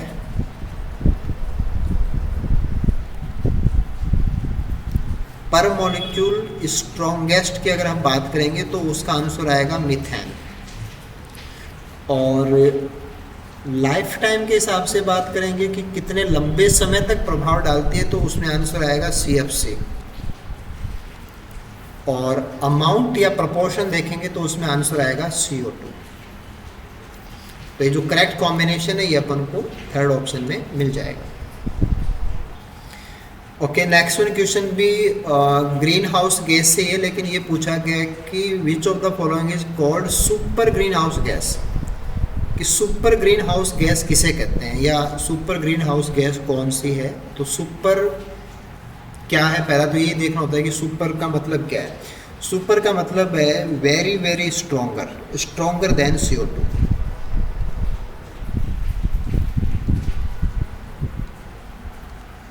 कि कार्बन डाइऑक्साइड जितना इफेक्ट डालती है उससे कई सैकड़ों हजारों गुना ज़्यादा असर डालने वाली जो गैसेज होती हैं उनको अपन सुपर ग्रीन हाउस गैस के नाम से जानते हैं। और इसमें आपका जो आंसर है वो रहेगा नॉन क्लोरीनेटेड हाइड्रोफ्लोरोकार्बन, जो कि हमारे जो रेफ्रिजरेटर्स हैं उनसे रिलीज होती है, रेफ्रिजरेशन से रिलीज होते हैं। तो CFCs हाइड्रोक्लोरोफ्लोरोकार्बन उनसे कई गुना ज़्यादा डैमेज कोज करती हैं, ग्रीन हाउस गैसेस में कंट्रीब्यूशन कोज करती हैं, ये आपकी हाइड्रोफ्लोरोकार्बन्स हैं। और एक पॉइंट जो आपको इसमें और ऐड करना है वो आपको देखना है कि अगर कोई क्वेश्चन पूछा जाता है तो 2019 के अंदर जो अमेंडमेंट यानी कि जो फेरबदल किया गया था उसको अपन बोलते हैं कि गैली अमेंडमेंट।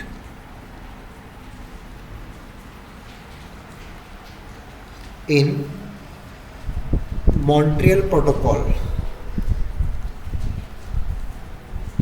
मॉन्ट्रियल प्रोटोकॉल, देखो मॉन्ट्रियल प्रोटोकॉल सभी देशों के बीच में जो सहमति हुई थी कि जो ग्रीन हाउस गैसेस का जो उत्सर्जन है वो कम करेंगे, उससे जुड़ा हुआ है मॉन्ट्रियल प्रोटोकॉल। और उसमें एक संशोधन किया गया, अमेंडमेंट का मतलब संशोधन किया गया, और उसका नाम है किगैली अमेंडमेंट। मॉन्ट्रियल के अंदर थोड़ा सा चेंज किया गया, उसका नाम है किगैली अमेंडमेंट, वो 2019 में किया गया। और उसके अकॉर्डिंग क्या किया गया है या ये अमेंडमेंट किस बात को लेकर के है, तो वो है फेज डाउन की मात्रा कम करनी है, फेज डाउन हाइड्रोफ्लोरोकार्बन्स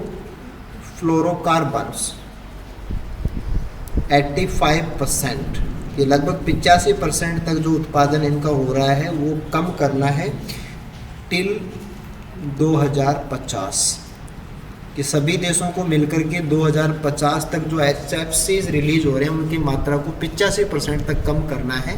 ये मॉन्ट्रियल प्रोटोकॉल के अंदर एक चेंज किया गया है जिसको किगैली अमेंडमेंट कहते हैं। वैसे क्वेश्चन है वो सुपर ग्रीन हाउस गैस से जुड़ा हुआ है, तो वैसे पूछा जाए कि किगैली अमेंडमेंट किससे जुड़ा हुआ है, तो सुपर ग्रीन हाउस गैसेस से जुड़ा हुआ है या HFCs के उत्सर्जन को रिड्यूस करने से जुड़ा हुआ है। ओके, नेक्स्ट क्वेश्चन पे आते हैं। ये था कि according to Mace and Lande 1991 endangered species के लिए क्या क्राइटेरिया होगा। देखो जो क्लासिफिकेशन है इन्होंने मैक एंड लैंडे ने जो थ्रेट्स की कैटेगरीज होते हैं ना कि आईयूसीएन थ्रेट कैटेगरीज हैं, तो थ्रेट कैटेगरीज में ही एंडेंजर्ड भी एक कैटेगरी है। अगर हम किसी भी स्पीसीज को एंडेंजर्ड बोलते हैं तो उसके लिए क्राइटेरिया क्या होना चाहिए, तो ये डायरेक्ट क्वेश्चन है, आपको पता होना चाहिए कि अलग अलग जो थ्रेट कैटेगरीज हैं उनके क्राइटेरिया क्या हैं। तो एंडेंजर्ड का जो क्राइटेरिया है कि 20% प्रोबेबिलिटी ऑफ एक्सटिंक्शन, कि विलुप्ति की 20% संभावना है अगले 20 सालों में या अगली 10 पीढ़ियों में। तो अगर किसी स्पीसीज के साथ ऐसे पैरामीटर चल रहे हैं तो वो एंडेंजर्ड कैटेगरी में जाएगी, ठीक है। अगर हम ऐसे दूसरे क्राइटेरिया की बात करें कि 50% या उससे भी ज़्यादा संभावना है अगले 5 सालों में एक्सटिंक्शन होने की, या अगले 5 सालों में 50% या उससे ज़्यादा एक्सटिंक्शन हो जाएगा, तो ये मैटर क्रिटिकली एंडेंजर्ड का होता है। क्रिटिकली एंडेंजर्ड जिसको CR से रिप्रेजेंट करते हैं, ठीक है। और ऐसे था कि has 10% probability of extinction with in 100 years, तो ये वल्नरेबल कैटेगरी से जुड़ा हुआ है। और has 20% probability of extinction with in 5 years और 2 जनरेशन, ऐसा कोई क्राइटेरिया नहीं है। तो क्लासिफिकेशन क्राइटेरिया क्या है, एक बार आप इनको जरूर से देखना, क्योंकि थ्रेट कैटेगरीज क्राइटेरिया फ्रेगमेंटेशन को लेकर के भी आता है, पॉपुलेशन साइज को लेकर के भी आता है। तो 2-3 एंगल से ये क्वेश्चन बनता है, तो आप कोशिश करके सारे क्राइटेरिया को कवर कीजिए। ओके, नेक्स्ट क्वेश्चन था कि which plant species particular indicate Brunt and highly distributed conifer forest, कि जहाँ पे लगातार बार बार आग लगती है या जहाँ पे डिस्टरबेंस बहुत ज़्यादा हो, ऐसे कॉनिफर फॉरेस्ट के अंदर आपको कौन सी स्पीसीज ज़्यादा मिलेगी, तो दैट इज़ टेरिडियम। टेरिडियम एक ट्रेडोफाइट है।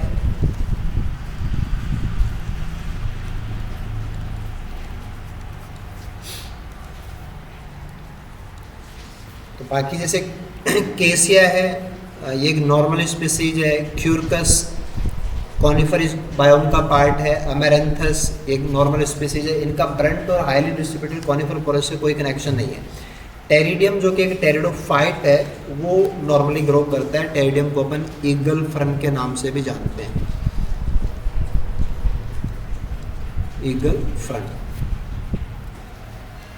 ओके, नेक्स्ट क्वेश्चन पे आते हैं अपन, और ये था कि according to the report of Ministry of Environment and Forest 2012, तो 2012 की रिपोर्ट के according the number of national parks and wild life sanctuaries in Rajasthan. देखो, आरपीसी का पेपर है, तो क्वेश्चन ज़्यादा जो पूछा जाना चाहिए वो राजस्थान के रेफरेंस में होना चाहिए। और 2015 के पेपर के अंदर 2012 के अकॉर्डिंग पूछा गया, तो थोड़ा सा आप ये भी कोरिलेट करेंगे कि जो लेटेस्ट इन्फॉर्मेशन है वो पूछी जाती है। ठीक है, तो राजस्थान के अंदर उस समय पे जो नंबर था वो तो है 5.25। थोड़ा सा इन चीज़ों को अपन और कवर कर लेते हैं कि अगर हम बात करें कि जुलाई 2023 कि मिनिस्ट्री की रिपोर्ट के अकॉर्डिंग जुलाई 2023 का जो डाटा है, अगर उसकी हम बात करें तो नेशनल पार्क्स की संख्या राजस्थान में 5 है। वाइल्ड लाइफ सेंचुरीज की संख्या राजस्थान के अंदर 26 है। जो कंजर्व्ड एरिया हैं उनकी संख्या राजस्थान के अंदर 36 है। और ये तो हो गया राजस्थान के लिए।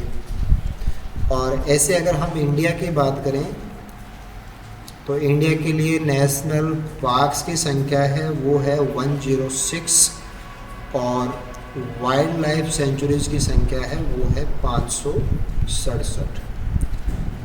तो ये डाटा बेस्ड क्वेश्चन है, तो लेटेस्ट डाटा अपन को ध्यान देना है। ओके, नेक्स्ट क्वेश्चन पे आते हैं। ये था कि only breeding place. Breeding place का मतलब जहाँ पे घोंसले बनाए जाते हैं, नेस्टिंग जहाँ पे होती है, फॉर फ्लेमिंगोज। तो जो जैसे कि लंबे टांगों वालों जो पक्षी जो होते हैं, जैसे क्रेन है, जो आपके गोडावन हैं, वो भी फ्लेमिंगोज में ही आते हैं।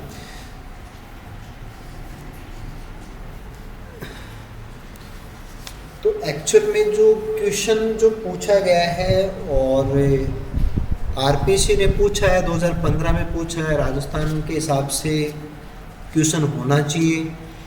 और फ्लेमिंगोज को जोड़ें तो फ्लेमिंगोज का कनेक्शन होता है वेटलैंड से, कि जैसे भरतपुर का वेटलैंड है, गाना पक्षी अभ्यारण्य, तो वो फ्लेमिंगोज की बेस्ट ब्रीडिंग साइट है ना। साइबेरिया से भी क्रेन आते हैं हमारे यहाँ पे। तो गैंगेटिक प्लान्स नहीं है, प्लान्स में ये सब नहीं है। कोस्टल एरिया के अंदर जैसे टर्टल्स वगैरह उनकी ब्रीडिंग साइड है। डेक्कन पेनिनसुला ये समतल भाग है, पठारी भाग है, इसमें भी नहीं है। आंसर ज़्यादा अच्छा तो होता है, यहाँ पे इंडिया भी लिखा हुआ है तो वेटलैंड होना चाहिए था, बट लिखा हुआ है डेजर्ट, और आरपीसी ने इसको सही भी माना है।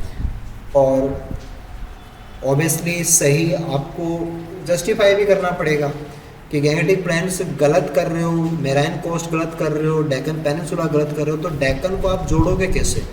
तो डेक्कन को जोड़ने का डेजर्ट को जोड़ने का जो हमारे पास कनेक्शन है वो है great Indian bustard. Great Indian bustard.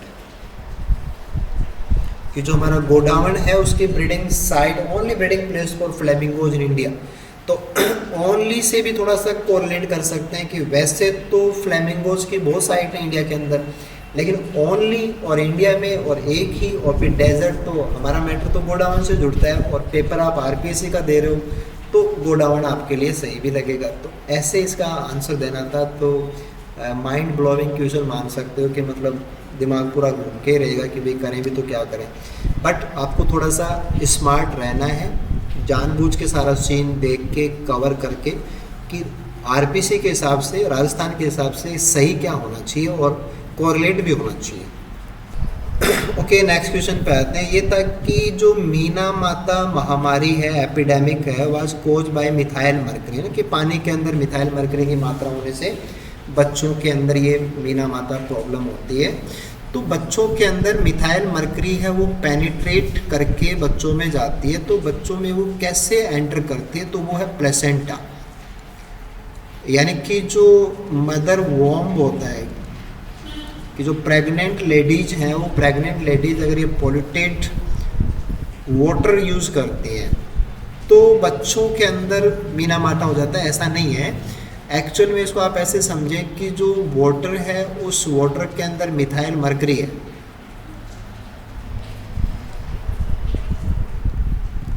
और ये मिथाइल मरकरी वहाँ से जाता है फूड चेन में और फिशेज में,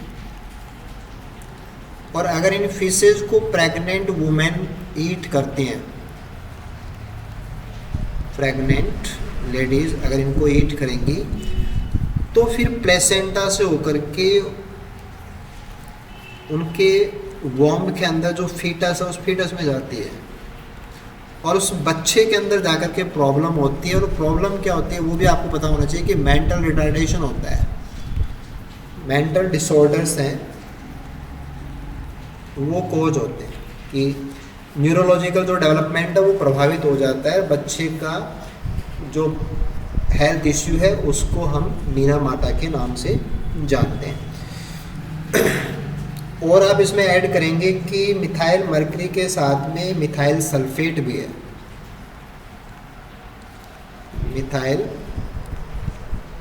सल्फेट, और मिथाइल सल्फेट को जो सेडिमेंट बैक्टीरिया होते हैं, जो पानी का जो पैंदा होता है, पैंदे को सेडिमेंट बोलते हैं, और सेडिमेंट के अंदर मिलने वाले जो बैक्टीरिया हैं वो सेडिमेंट्री बैक्टीरिया होंगे, वो इसको कन्वर्ट कर देते हैं मिथाइल मरकरी में।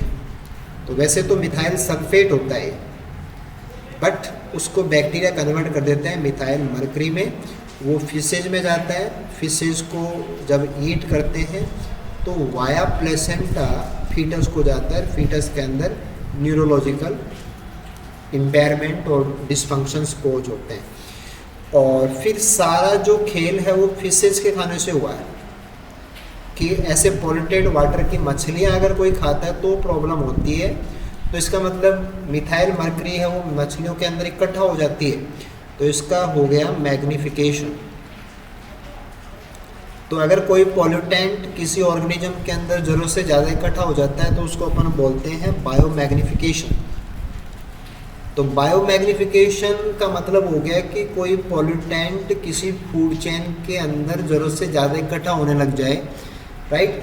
वैसे ही बायोमैग्निफिकेशन का एक क्वेश्चन बनता है वल्चर्स के लिए कि जो हमारे जो गिद्ध हैं वो विलुप्त हो रहे हैं, तो उसका कारण भी बायोमैग्निफिकेशन है, लेकिन वहाँ जो कारण है वो मिथाइल मरकरी नहीं है, वहाँ पे कारण है वो है डाइक्लोफेनेक। जो अपन दर्द निवारक गोलियाँ खाते हैं उनके अंदर डाइक्लोफेनेक आता है, वो फूड चेन से उनमें बढ़ रहा है। तो मीना माता का कनेक्शन भी बायोमैग्निफिकेशन से है, और वल्चर्स का नंबर कम हो रहा है उसका कनेक्शन भी बायोमैग्निफिकेशन से है। तो क्वेश्चंस हैं वो अलग अलग एंगल से आप जोड़ के सारा समझें, सारा सीन क्लियर करें। आई होप चीज़ें आपके लिए बहुत अच्छी होने वाली हैं, बहुत अच्छा स्कोर आप निकाल पाएंगे। चलिए आगे बढ़ते हैं। ओके, ये सिंपल सा क्वेश्चन था कि कौन सा मंत्रालय ना, which ministry of government of India is assigned and responsibility, कि किसको रिस्पॉन्सिबिलिटी दी गई है to carry out environment impact assessment, कि कोई भी जो प्रोजेक्ट होता है उस प्रोजेक्ट का एनवायरमेंट पे क्या असर पड़ेगा, और जो असर पड़ेगा उसको कम करने के रास्ते क्या होंगे। तो ये सारा जो प्रोसेस है वो कौन सा मंत्रालय करता है, वो है environment and forest. Ministry of Environment and forest, Bharat सरकार जो है वो ईया को हैंडल करता है। ओके, नेक्स्ट क्वेश्चन पॉल्यूशन से जुड़ा हुआ है कि जो लाउडनेस होती है, loudness is also express in songs, कि जो जोर से आवाज़ होती है वो लाउड आवाज़ जो होती है उस लाउडनेस को हम सॉन्ग्स में भी दर्शा सकते हैं। And one sone equals to the loudness of, कि एक सॉन लाउडनेस का मतलब क्या होता है, तो right answer is 40 decibel at 100 hertz. ठीक है, बाकी और चीज़ें आप इसमें ऐड कीजिए कि जो सोन है, सोन का मतलब है sound pressure unit, sound pressure unit, and one sone is equal to 40 phons, कि इसको अपन फॉन्स में रिप्रेजेंट कर सकते हैं। तो एक सोन का मतलब होता है 40 फॉन्स, और एक फोन का मतलब होता है 1 kilohertz at 40 decibel SPL। SPL का मतलब sound pressure load, sound pressure load. तो 1 किलो हर्ट्ज, किलो का मतलब 10 की घात 3 होता है, तो ये हो गया 1000 हर्ट्ज। किलो हर्ट्ज बोलेंगे तो 1 किलो हो जाएगा, वरना हर्ट्ज में बोलेंगे तो 10 की घात 3 का मतलब 1000 हो जाएगा। तो 1000 हर्ट्ज के ऊपर 40 डेसिबल की जो प्रेशर होता है वो एक सोन के बराबर होता है। और फिर जैसे ध्वनि प्रदूषण के हिसाब से कोई क्वेश्चन बने तो उसको कैसे सॉल्व करें वो भी आप चेक करें। और उसमें पूछा जाता है परमिसिबल लिमिट क्या है, कि कितना साउंड पॉल्यूशन के लिए काउंट नहीं होगा या परमिशन है। तो वो एक तो होता है कि इंडस्ट्रियल एरिया, तो जहाँ पे इंडस्ट्रीज हैं, इंडस्ट्रियल एरिया के लिए जो परमिसेबल रेंज हैं वो है 75 डेसिबल डे में और 70 डेसिबल नाइट में। सिमिलरली जो रेजिडेंशियल एरिया है जहाँ पे लोग रहते हैं, रेजिडेंशियल एरिया की बात करेंगे तो वहाँ पे 55 डेसिबल दिन में परमिशेबल है और 45 डेसिबल है वो नाइट में परमिशेबल है। तो इंडस्ट्रियल एरिया के अंदर परमिशेबल लिमिट और रेजिडेंशियल एरिया में परमिशेबल लिमिट, तो रेजिडेंशियल थोड़ा ज़्यादा इंपॉर्टेंट होता है कि जो आम नागरिक है वो रेजिडेंशियल में रहता है, तो वहाँ पे ध्वनि प्रदूषण के हिसाब से देखें तो कितनी डेसिबल साउंड परमिशेबल रेंज में आती है, ये भी आपको ध्यान होना चाहिए। ओके, नेक्स्ट क्वेश्चन पे आते हैं अपन। ये था कि ट्रोपोस्फेरिक या जिसको अपन बैड ओजोन भी बोलते हैं या लोअर ओजोन बोलते हैं, ये बनती कैसे है।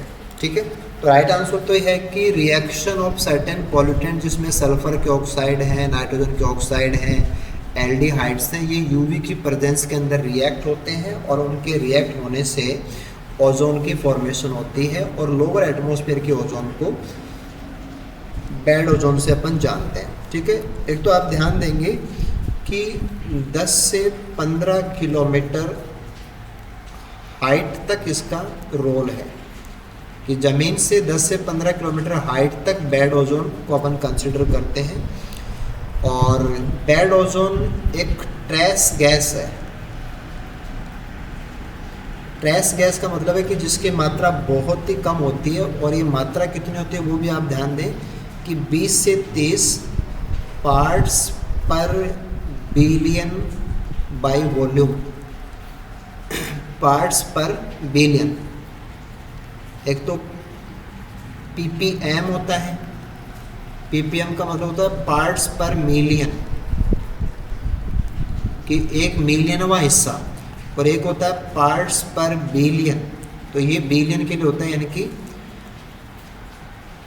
मिलियन का मतलब होता है 10 की पावर 3 इंटू 10 की पावर 3 इज इक्वल टू 10 की पावर 6, और बिलियन का मतलब हो जाएगा 10 की पावर 6 इंटू 10 की पावर 3 इंटू 10 की पावर 9। तो एक के आगे 9 शून्य लगाएंगे वो 1 बिलियन बनता है, और एक के बटा में उतनी संख्या हो तो वो हो जाएगा पार्ट्स पर बिलियन बाई वॉल्यूम। तो वैसे मात्रा के हिसाब से कोई बहुत बड़ी मात्रा नहीं है, लेकिन इम्पैक्ट बहुत ज़्यादा आता है। बैड ओजोन के नाम से जानी जाती है। सल्फर के ऑक्साइड, नाइट्रोजन के ऑक्साइड ये रिएक्ट करते हैं, और इनके रिएक्शन से ओजोन की फॉर्मेशन होती है। और एक चीज़ आप इसमें और ऐड करेंगे, और वो आपको ऐड करना है कि बैड ओजोन का जो अमाउंट है, जो फॉर्मेशन है, उसको मेज़र करने का जो तरीका होता है उसको अपन बोलते हैं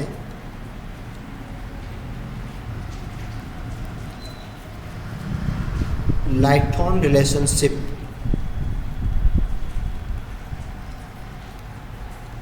तो एटमॉस्फेयर के अंदर प्राइमरी पॉल्यूटेंट है, जैसे सल्फर के ऑक्साइड, नाइट्रोजन के ऑक्साइड, ये सब प्राइमरी पॉल्यूटेंट होते हैं, primary pollutant.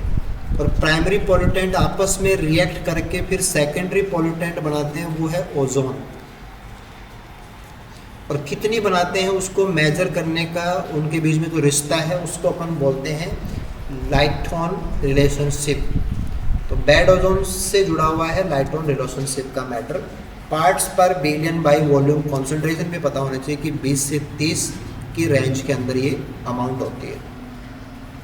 Okay, next question ये CSIR में भी पूछा गया है, यहाँ भी पूछा गया है कि International Union for Conservation of Nature and Natural Resources के according how many red list categories species की हैं। तो संख्या बतानी है आपको। तो ये 9 कैटेगरीज हैं। कौन कौन से कैटेगरीज हैं वो भी आप ध्यान दे लीजिए। एक तो है नॉट इवेल्युएटेड, कि जहाँ इवेल्युएशन ही नहीं हुआ। उसके बाद में दूसरी कैटेगरी वो है जिसमें डाटा अभी पर्याप्त नहीं है, डाटा डेफिशिएंट, कि इवेल्युएशन तो हुआ है लेकिन बहुत ज़्यादा डाटा नहीं है हमारे पास। एक है लिस्ट कंसर्न, कि जिसके ऊपर ध्यान बहुत कम दिया गया है। ऐसे अगली है नियर थ्रेट, जिस पे अभी कोई थ्रेट नहीं है लेकिन आगामी भविष्य के अंदर थ्रेट संभावित है। उसके बाद में आएगा वल्नरेबल,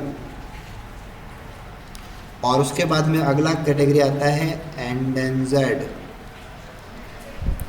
और उसके बाद में अगला कैटेगरी आता है क्रिटिकली एंडेंजर्ड। क्रिटिकली एंडेंजर्ड जिसको CR से रिप्रेजेंट करते हैं। और उसके अगला है एक्सटिंक्ट इन वाइल्ड, एक्सटिंक्ट इन वाइल्ड। और फिर लास्ट कैटेगरी होती है एक्सटिंक्ट, कि कहीं भी लास्ट मेंबर अवेलेबल नहीं है, केवल वाइल्ड में स्पीसीज एक्सटिंक्ट हो गई है, नेचुरल पार्क्स के अंदर बचा हुआ है, प्रोटेक्टेड एरिया में बचा हुआ है, तो एक्सटिंक्ट इन वाइल्ड। तो ऐसे टोटल 9 कैटेगरीज हैं, जिसमें से एक कैटेगरी ऐसी है जो इवेल्युएशन से बाहर की है, बाकी सारी इवेल्युएशन से जुड़ी हुई है। ओके, नेक्स्ट क्वेश्चन पे आते हैं। ये था कि the chief constituent of photochemical smog, कि फोटोकेमिकल स्मॉग जो कि मेट्रोपॉलिटन एरियाज़ के अंदर, बड़े बड़े शहरों के अंदर जो फॉग की कंडीशन क्रिएट होती है, उसके अंदर मेन कॉन्स्टिट्यूएंट क्या होता है, ठीक है, ये आपको बताना है। तो थोड़ा सा आप इसमें ये समझें कि यहाँ पे लाइट की प्रेजेंस के अंदर जो एयर पोल्यूटेंट्स हैं वो रिएक्ट करते हैं, और पॉल्यूशन में जो पहले से प्रेजेंट होते हैं वो तो कहलाते हैं प्राइमरी पॉल्यूटेंट, और एक प्राइमरी पॉल्यूटेंट आपस में रिएक्ट करके जो बनाते हैं उनको अपन बोलते हैं सेकेंडरी पॉल्यूटेंट। तो फोटोकेमिकल स्मोक के अंदर प्राइमरी पॉल्यूटेंट भी होते हैं, सेकेंडरी पॉल्यूटेंट भी होते हैं। तो प्राइमरी में क्या क्या होता है? प्राइमरी के अंदर नाइट्रोजन NO, ऐसे ही NO2। सेकेंडरी पॉल्यूटेंट के अंदर जो मेन चीज़ें होती हैं, this is proxy acetyl nitrate, जिसको PAN से रिप्रेजेंट करते हैं। ऐसे ही है बैड ओजोन, जिसके बारे में अभी हमने कुछ क्वेश्चन में भी बात की है, बैड ओजोन। ऐसे ही होता है एल्डिहाइड्स, जो कि प्राइमरी पॉल्यूटेंट के रिएक्शन से बनते हैं। ऐसे होता है NO2। तो NO और ऑक्सीजन आपस में इंटरेक्ट करके NO2 बनाते हैं।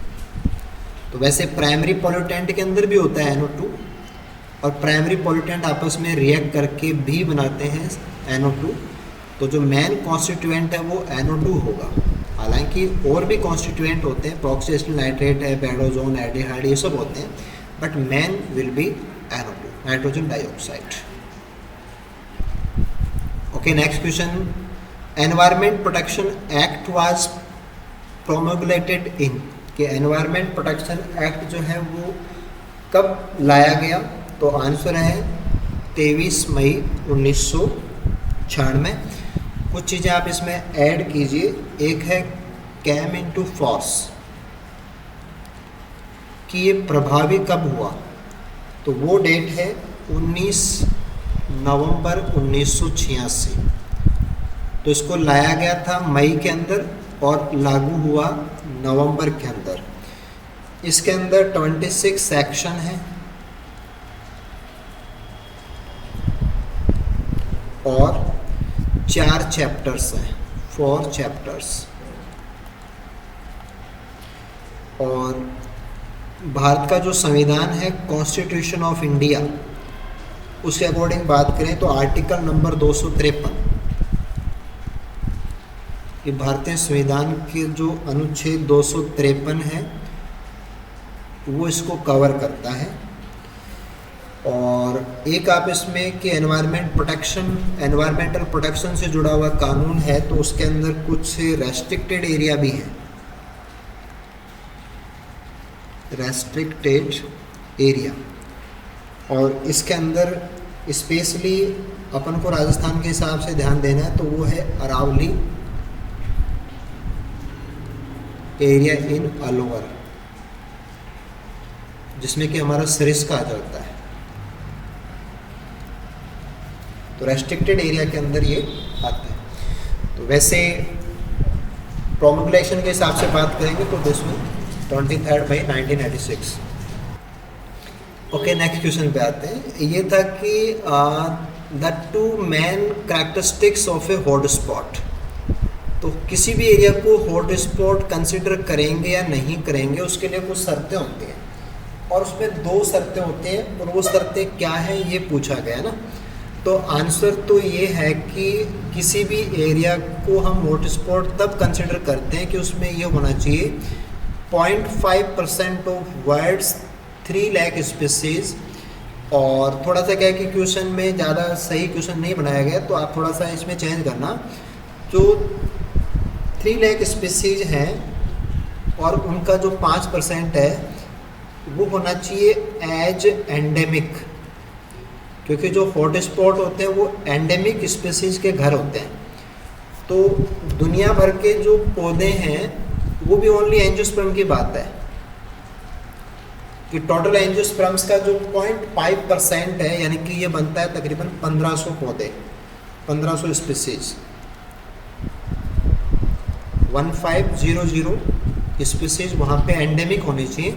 यानी कि किसी भी हॉट स्पॉट के अंदर लगभग 1500 स्पीसीज ऐसी होनी चाहिए जो दुनिया में कहीं और नहीं मिलती, वहीं मिलती है। पहली बात ये तो हो गया पहला शर्त।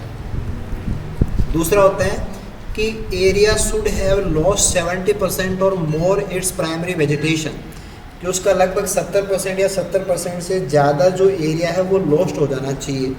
तो ये हो गया हैबिटाट लॉस। तो 2 शर्तें होती हैं, एक तो होता है एंडेमिज्म किस लेवल का है, एक है थ्रेट किस लेवल का है। तो हैबिटाट लॉस 70% या उससे ज़्यादा हैबिटाट ख़राब हो गया और प्राइमरी वेजिटेशन लॉस्ट हो गई, एक तो वो है।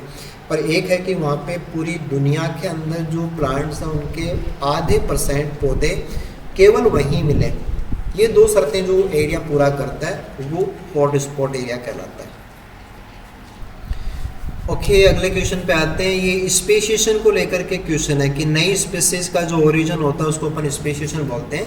कि स्पेसिएशन इन विच ए population split into 2 geographically isolated population. ये कोई एक पॉपुलेशन उसके 2 टुकड़े, जैसे मान लो कि एक पॉपुलेशन है उसके 2 टुकड़े हो जाएं, पॉपुलेशन 1 पॉपुलेशन 2। तो ये कब हो सकता है? जब उनके बीच में कोई बैरियर आ जाए। और कोई फिजिकल बैरियर की वजह से अगर किसी पॉपुलेशन के दो टुकड़े हो जाएं, बाद में दोनों स्पीसीज दो अलग अलग स्पीसीज के रूप में अलग अलग डेवलप हो जाएं, तो ये स्पेशिएशन कहलाता है। इसको अपन बोलते हैं एलोपैट्रिक स्पेशिएशन। तो सिमिलर सिलेक्टिव प्रेशर है, जेनेटिक ड्रिफ्ट, ये सब लागू होता रहे, लेकिन जेनेटिक आइसोलेशन हो जाए और बैरियर की वजह से ऐसा हो जाए तो उसको अपन एलो बोलते हैं। एलो का मतलब पैरेलल, की दोनों पास में है लेकिन ये स्पीसीज ए के रूप में डेवलप हो जाए, ये स्पीसीज बी के रूप में डेवलप हो जाए, तो स्पेशिएशन का तरीका होता है। ऐसे अगर हम बात करें कि जो सिम्पैटिक स्पेशिएशन होता है, सिम्पैटिक स्पेशिएशन के लिए कोई बैरियर जरूरी नहीं होता, ये पॉलीमॉर्फिज्म पे बेस्ड होता है। कि जब एक से ज़्यादा प्रकार के कैरेक्टर्स पाए जाते हैं, मॉर्फिज्म को लेकर के जब वेरिएशन या वेरिएबिलिटी या सेवरल टाइप्स पाए जाते हैं तो वो पॉलीमॉर्फिज्म होता है। तो पॉलीमॉर्फिज्म की वजह से अलग अलग मॉर्फ वाले अलग अलग स्पीसीज में कन्वर्ट हो जाएं और वो एक साथ रहते रहते होता है, तो वो सिम्पैट्रिक होता है। अगर आप पैरापैट्रिक की बात करेंगे तो पैरापैट्रिक का मतलब होता है कि जैसे कोई पॉपुलेशन रह रही है और पास में कोई नया एरिया जो सूटेबल है वो डेवलप हो गया, तो दिस इज न्यू निश। तो अगर कोई नई निश क्रिएट हो जाए और फिर वहाँ के इंडिविजुअल हैं वो एक नई स्पीसीज के रूप में डेवलप हो जाएं, तो वो तरीका पैरापैट्रिक होता है। और ऐसे होता है पेरीपैट्रिक।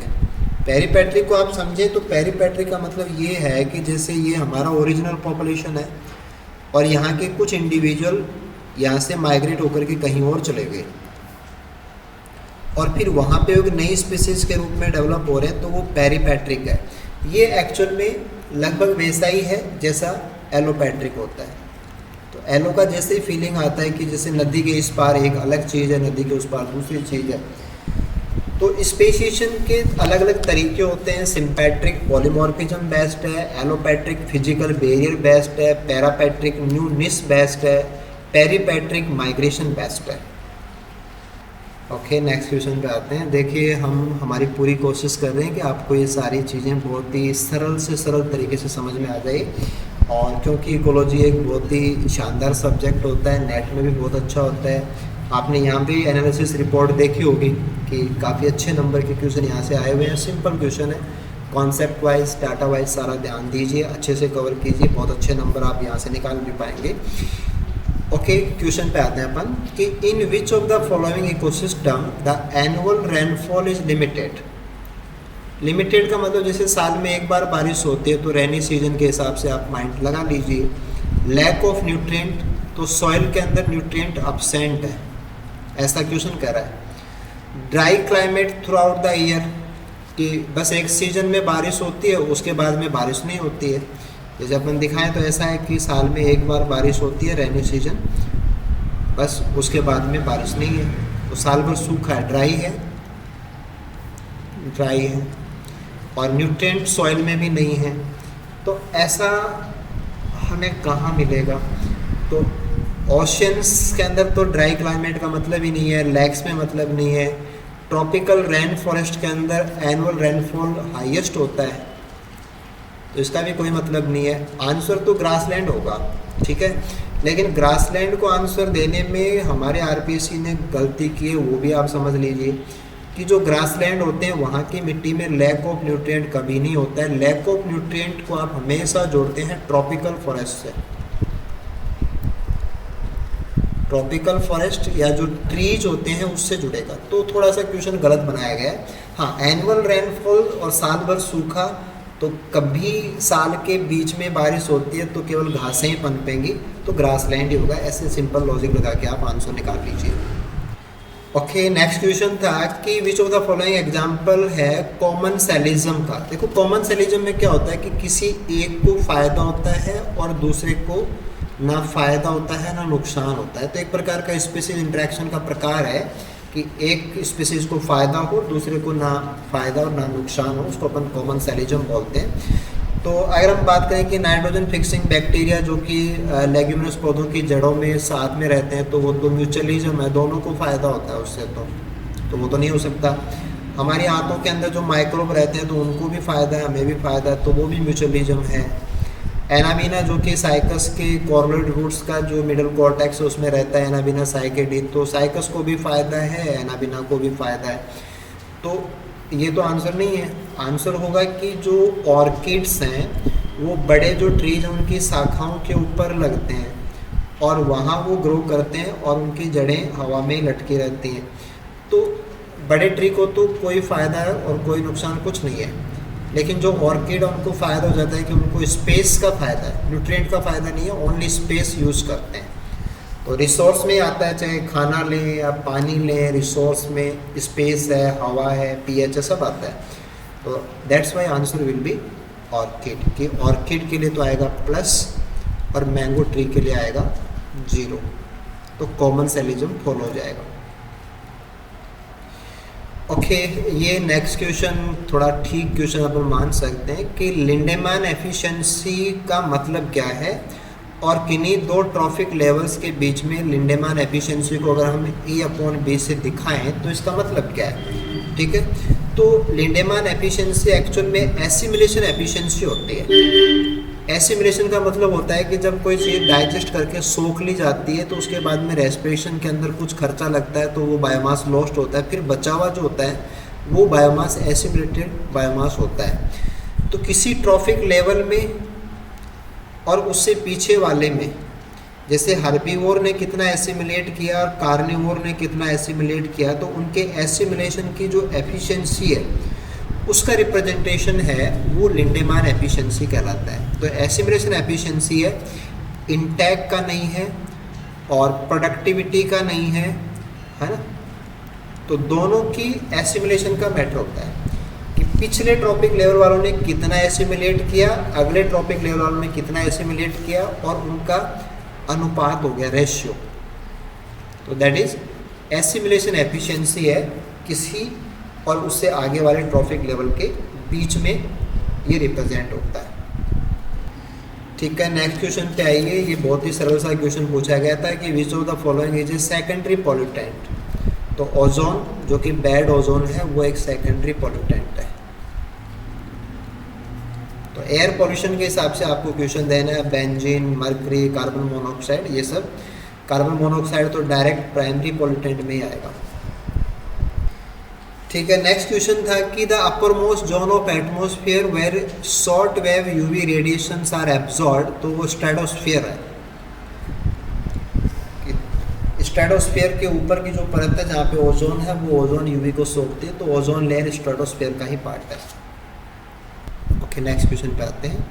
ये था कि select the correctly match pair of process and it's causative species, कि कौन सी प्रोसेस से जुड़ा हुआ कौन है, और वो भी हमें आंसर देना है नाइट्रोजन साइकिल को लेकर के कि नाइट्रोजन साइकिल के रिगार्डिंग कौन किस प्रकार से जुड़ा हुआ है। तो 3 प्रोसेस अपन को दिखाई हुई हैं, एक डीनाइट्रिफिकेशन है, एक नाइट्रिफिकेशन है, एक नाइट्रोजन फिक्सेशन है। नाइट्रोजन फिक्सेशन का मतलब है बायोलॉजिकल नाइट्रोजन फिक्सेशन, है ना। थोड़ा सा क्वेश्चन को सॉल्व करते समय आपको अलर्ट रहना होता है कि नाइट्रोजन फिक्सेशन मतलब बायोलॉजिकल नाइट्रोजन फिक्सेशन अपन लेंगे। अब यहाँ पे कॉजेटिव एजेंट स्पीसीज की कौन सी स्पीसीज किस प्रकार की प्रोसेस से जुड़ी हुई है वो अपन को बताना है। तो राइजोबियम जो कि लेग्यूमिनस पौधों की जड़ों की गांठों में है, तो वो नाइट्रोजन फिक्सेशन से जुड़ा हुआ है, यानी कि बायोलॉजिकल नाइट्रोजन फिक्सेशन का मैटर है। नाइट्रोसोमोनास, नाइट्रोबैक्टर, ये नाइट्रिफिकेशन से जुड़े हुए हैं, नाइट्रिफिकेशन से जुड़े हुए हैं। ऐसे अगर हम बात करें कि जो स्यूडोमोनास है वो डीनाइट्रिफिकेशन से जुड़ा हुआ है, डीनाइट्रिफिकेशन करता है। और एजोटोबैक्टर है, ये नाइट्रोजन फिक्सेशन से जुड़ा हुआ है। तो नाइट्रोजन फिक्सेशन भी है, नाइट्रिफिकेशन भी है, डीनाइट्रिफिकेशन भी है, और करेक्ट जो कॉम्बिनेशन है वो हमें थर्ड में मिल जाएगा। ओके, नेक्स्ट क्वेश्चन पे आते हैं अपन। और ये अपन को एक तो कथन दिया हुआ है, एक कारण दिया हुआ है, और फिर हमें करेक्ट बताना है।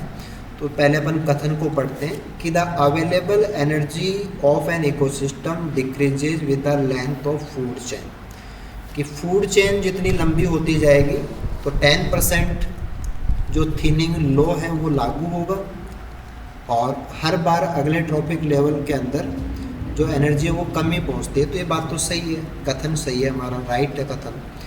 फिर कारण बताया गया है कि at each transfer of energy in the food chain large proportion of the potential energy is lost as heat, यानी कि बहुत सारी एनर्जी है वो ऊष्मा के रूप में उसकी हानि हो जाती है। तो थिनिंग को कवर कर रहा है। तो हमारा कथन भी सही है और ये कारण भी सही है।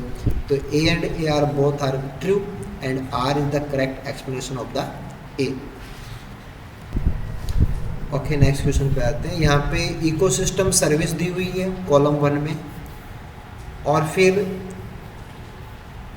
सर्विस रेंडर्ड अंडर टाइप की उस सर्विस को आप कौन से प्रकार से जोड़ोगे और उसका करेक्ट मैचिंग अपन को बताना है। तो जैसे CO2 है, फिक्सेशन है, CO2 फिक्सेशन ही है ना, CO2 फिक्सेशन यानी कि फोटोसिंथेसिस हो गया। Actual area protected, water supply, eco tourism, है ना, ऐसे ये सर्विसेज हैं। और ये क्या क्या उसमें शामिल हो सकता है।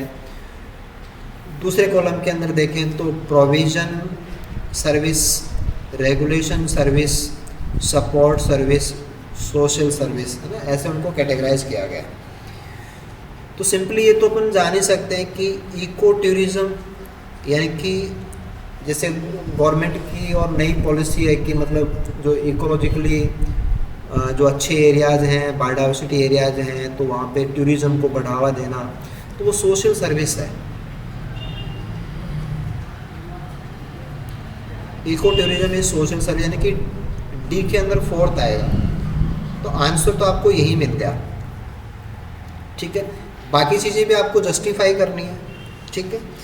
तो सपोर्ट, जैसे कि बात करें कि सपोर्ट सर्विस है, तो कितना एरिया प्रोटेक्ट किया जा रहा है, उतनी ज़्यादा सपोर्ट सर्विस हम बढ़ती चली जाएंगी। Number of amount of area जितना ज़्यादा प्रोटेक्ट करोगे, सपोर्ट सर्विस उतनी ज़्यादा हो जाएंगी। ऐसे अगर हम बात करें कि CO2 फिक्सेशन रेगुलेशन, यानी कि CO2 फिक्सेशन का मतलब है फोटोसिंथेसिस, कि फोटोसिंथेसिस की जो मात्रा है वो एक प्रकार से रेगुलेशन का काम करेगी, क्योंकि अमाउंट प्रोड्यूसर कितना बना रहे हैं उसी से सारा सिस्टम चलता है, तो वो रेगुलेशन से जुड़ा हुआ है। और प्रोविज़न सर्विस की ये तो होना ही चाहिए, तो दैट इज़ वाटर अवेलेबिलिटी, कि वाटर के बिना तो हम किसी भी इकोसिस्टम का प्रोविज़न ही नहीं ले सकते, कि वो ऑपरेट ही नहीं हो सकता। तो right combination is option number 2। तो इकोसिस्टम सर्विसेज वैसे तो एक जनरल सा टॉपिक मान के अपन इसको इग्नोर कर देते हैं, लेकिन एक अच्छा क्वेश्चन पूछा हुआ है, तो हालांकि क्वेश्चन बनाने में तो सिंप्लिसिटी का पूरा लेवल रखा गया है कि इको टूरिज्म सोशल सर्विस है, वहीं से आंसर आ रहा है। तो ऐसे फिर भी अपन सारी चीज़ों को ध्यान दें, समझे थोड़ा। ओके, नेक्स्ट क्वेश्चन पे आते हैं। ये था कि in which of the following ecosystem food web involves more species and more trophic level. तो एनर्जी ट्रांसफ़र जहाँ पे ज़्यादा होता हो ना, सिंपल सी बात है, एनर्जी ट्रांसफ़र जहाँ पे हाई होता है वहाँ पे हम ज़्यादा स्पीसीज, ज़्यादा ट्रॉफिक लेवल्स इन सबको ले सकते हैं।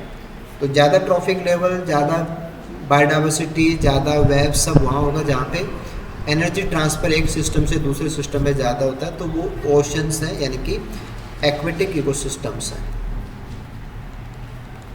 तो right answer will be option number 2। Okay, अगला क्वेश्चन बायोडाइवर्सिटी से लेकर के है कि which of the following species Rajasthan has rare status, कि रेयर डाटा बुक के अकॉर्डिंग रेयर स्पीसीज में कौन शामिल है वो आपको बताना है। तो एनोजिसस सेरिका जो कि धोक है, जिसको धोंक या धोकड़ा बोलते हैं, ये रेयर स्पीसीज में काउंट है। इसकी लोकल पॉपुलेशन पाई जाती है, कंटिन्यूस पॉपुलेशन नहीं। जैसे खेजड़ी है, कंटिन्यूस मिल जाएगी आपको बहुत बड़े एरिया में, लेकिन धोंक के पेड़ नहीं मिलते, तो धोंक रेयर में काउंट होता है। आंसर तो ये है। बाकी को भी आप देखिए, जो डेक्लिप्टा टेरा है ये अकेंथेसी का पौधा है और ये एंडेमिक है, endemic to Dhobi Ghat, mount Abu. तो माउंट आबू के अंदर एक जगह है धोबी घाट, केवल वहीं पे ये पाया जाता है, तो एंडेमिक कैटेगरी से बिलोंग करता है। ऐसे अपन बात करें कि स्ट्राइलोबाइलेंथस जो है ये भी एंडेंजर्ड है, ये एंडेंजर्ड है, संकटग्रस्त है, और इसका कनेक्शन भी माउंट आबू से है। और सिमिलरली जो सीरोपेजिया बल्बोसा है ये क्रिटिकली एंडेंजर्ड है, CR कैटेगरी से बिलोंग करता है, और गुजरात, महाराष्ट्र, आंध्र प्रदेश, गुजरात, महाराष्ट्र, राजस्थान तीनों नियर बाई जो स्टेट्स हैं उनके अंदर मिलता है। तो सीरोपेजिया ऑडोरेटा क्रिटिकली एंडेंजर्ड स्पीसीज है, स्ट्राइलोबाइलेंथस एंडेंजर्ड कैटेगरी में आता है, टेक्लिप्टोटेरा एंडेमिक में आता है, और एनोजिसस सेरिका है ये रेयर में आता है। तो बायोडाइवर्सिटिकल कंसर्न को लेकर के क्वेश्चन था, तो आप चीज़ों को तैयार कीजिए। ओके, नेक्स्ट क्वेश्चन पे आते हैं कि यहाँ पे कथन और कारण।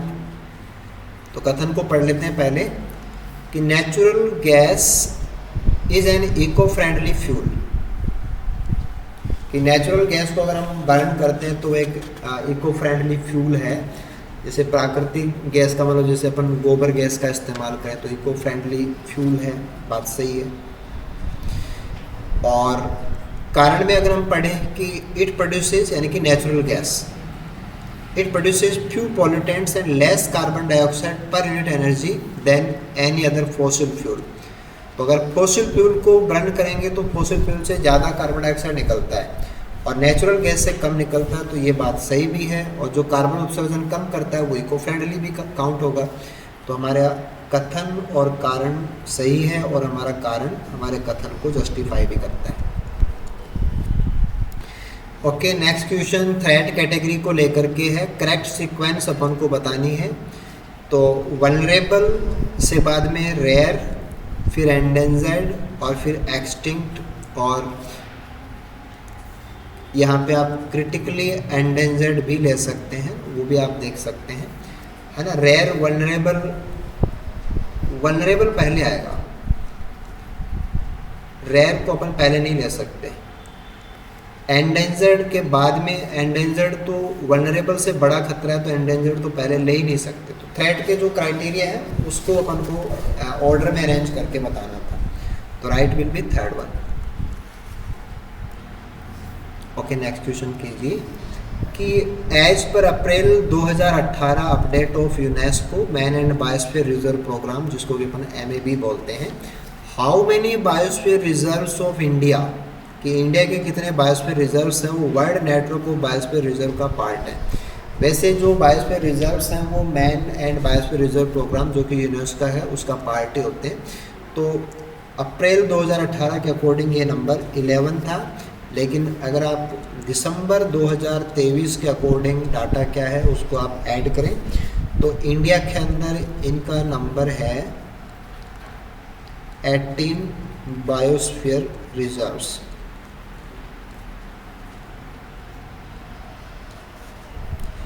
और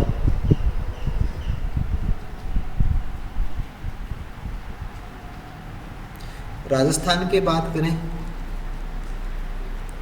तो राजस्थान के अंदर ये संख्या है 0। वेटलैंड है राजस्थान के अंदर। राजस्थान के अंदर वेटलैंड अलग चीज़ है। वेटलैंड के अंदर एक तो आपका भरतपुर है और दूसरा जो हमारा लेक है जैसे sambar lake.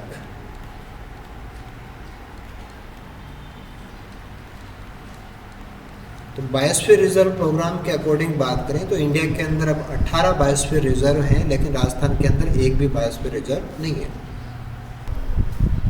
Okay, next question पे आते हैं अपन।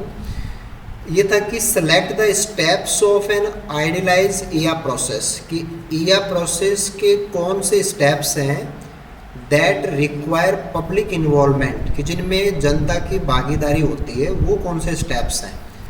तो एक तो होता है स्कोपिंग, की स्कोप क्या है, एनालाइज करते हैं और उसको उपाय क्या हैं, जो एनवायरमेंटल लॉस होंगे उनको हम कम कैसे कर सकते हैं, वो मिटिगेशन कहलाता है। या की जो रिपोर्ट है और रिव्यू है तो ये ईया के पार्ट है ना कि एनवायरमेंट इम्पैक्ट असेसमेंट जो प्रोसेस होती है उसमें स्कोपिंग, एनालिसिस, मिटिगेशन, ईया की रिपोर्ट, रिव्यू, ये सब उसके पार्ट्स होते हैं। लेकिन इनमें से वो कौन कौन से हैं जिनमें पब्लिक जुड़ी हुई है?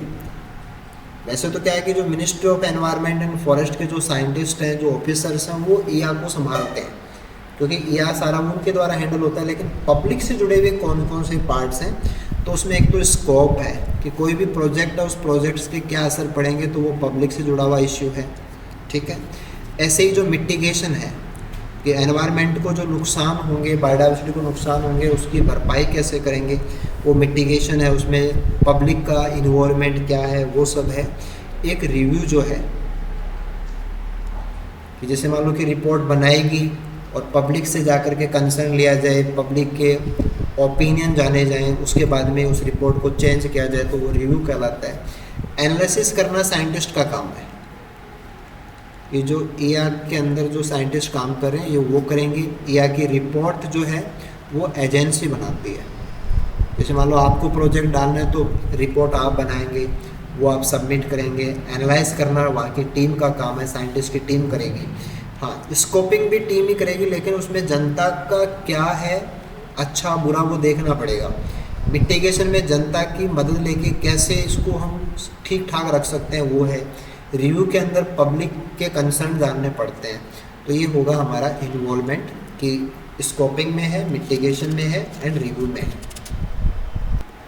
ओके, नेक्स्ट क्वेश्चन पे आते हैं।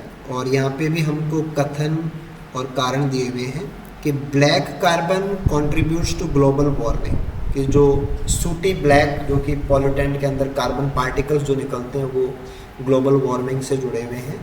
और कारण बता रहा है कि जो कार्बन के पार्टिकल्स हैं वो ब्लैक बॉडी की तरह, यानी कि रेडिएशंस को सोखने का काम करते हैं और ग्लोबल वार्मिंग इन्हीं से होती है। तो बिल्कुल सही बात है कि हमारा ए भी सही है, आर भी सही है, और आर ए को एक्सप्लेन भी करता है कि जो कार्बन डाइऑक्साइड निकल रही है उसमें कार्बन के पार्टिकल जो है वो ब्लैक कार्बन है, और वो हीट को, यानी कि जो थर्मिक रेडिएशंस हैं उनको सोखता है, जैसे कि कोई ब्लैक बॉडी सोखती है। ओके, नेक्स्ट क्वेश्चन पे आते हैं। इनकरेक्ट स्टेटमेंट ढूंढना, अपन को फॉल्स ढूंढना है ना, कि overall biodiversity increases toward the equator. तो इक्वेटर के ऊपर सबसे ज़्यादा बायोडाइवर्सिटी है, इक्वेटर की तरफ जाएंगे तो बायोडाइवर्सिटी बढ़ेगी, ये तो करेक्ट स्टेटमेंट है। Biodiversity is more in temperate region, जहाँ पे सीजन्स बनती है वहाँ पे बायोडाइवर्सिटी ज़्यादा नहीं होती, तो ये गलत है। गलत ही हमारा आंसर होगा, ये फॉल्स है। ट्रॉपिक्स में ज़्यादा होती है, टेम्परेट में कम होती है। Biodiversity is more in tropics than in temperate, ये बिल्कुल सही है। Biodiversity is least in poles, poles के ऊपर सबसे कम होती है, ये भी सही है। तो 0 डिग्री के ऊपर बायोडाइवर्सिटी ज़्यादा है, ट्रॉपिक्स से जब आप टेम्परेट की तरफ जाएंगे और कम हो जाएगी, टेम्परेट से पोल्स की तरफ जाएंगे और कम हो जाएगी। नेक्स्ट क्वेश्चन था कि soil pollution is caused by, कि सॉइल पॉल्यूशन किससे होता है। एक तो ये था कि हमारी जो आधुनिक हार्वेस्टिंग के जो मशीनें काम में लेते हैं, जो तरीके हैं, क्या उनसे सॉइल पॉल्यूशन होता है? आंसर है नहीं। इंटीग्रेटेड पेस्ट मैनेजमेंट, कि किसान अपने खेत में जब फसल लेता है तो कई सारे कीड़े मकोड़े हैं, चूहे हैं, ये उसकी फसल को नुकसान पहुंचाते हैं, तो उसको मैनेज करने के लिए जो इंटीग्रेटेड पेस्ट मैनेजमेंट सिस्टम, उसे सॉइल पॉल्यूशन होता है, ऐसा कुछ नहीं है। वो तो पेस्ट कंट्रोल प्रैक्टिस है। एफॉरेस्टेशन, जो कि पेड़ों को लगाना है, जंगलों को बढ़ावा देना है, सॉइल पॉल्यूशन इससे जुड़ा हुआ नहीं है। इंडस्ट्रियल एंड माइनिंग वेस्ट, के इंडस्ट्री से जो निकलता है इफ्लुएंट, कि जो कचरा निकलता है, माइनिंग से जो डस्ट निकलती है, सस्पेंडेड पार्टिकुलेटेड मैटर निकलते हैं, वो सब सॉइल को ख़राब करते हैं। Yes, this is right one. Okay, next question पे आइए। और ये काफ़ी अच्छा क्वेश्चन बनाया गया, बहुत सारा इसमें डाल दिया गया है, लेकिन आप कोशिश कीजिए सारी चीज़ ध्यान में रख के।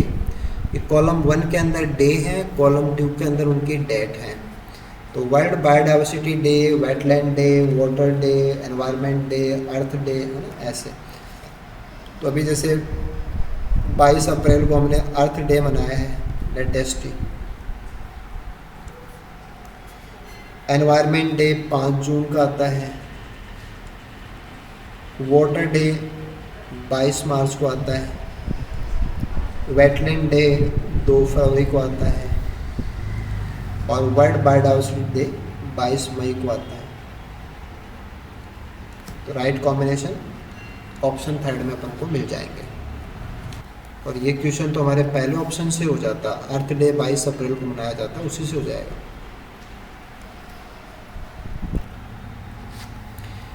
ओके, नेक्स्ट क्वेश्चन था कि जो सुपर बग है, the super bug use for bio remediation.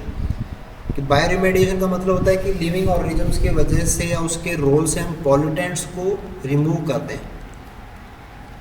Pollutant degradation होता है एक प्रकार का, कि किसी माइक्रोब की वजह से अगर हम किसी पॉल्यूटेंट को ख़त्म करके पॉल्यूशन को कम करते हैं तो बायो रिमेडिएशन में गिना जाता है। और ऑयल जो कि एक हाइड्रोकार्बन है, ऑयल का मतलब हाइड्रोकार्बन, तो लॉन्ग चेन हाइड्रोकार्बन होते हैं जो तेल होते हैं।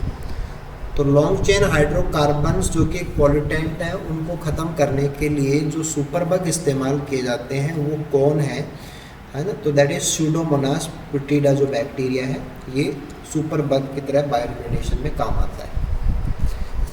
स्यूडोमोनास फ्लोरोसेंस ये सॉफ्ट रॉट ऑफ वेजिटेबल, कि हमारी जो सब्जियां गल जाती हैं, soft rot of vegetable disease cause करता है, उससे जुड़ा हुआ है। इकोलाई हमारे आंतों के अंदर है, बैसिलस सबटिलिस ये भी एक सिंपल बैक्टीरियल स्पीसीज है। तो बायोरिमेडिएशन से जुड़ा हुआ कौन है? सुपर बग से कनेक्शन किसका है? स्यूडोमोनास पुटिडा का है।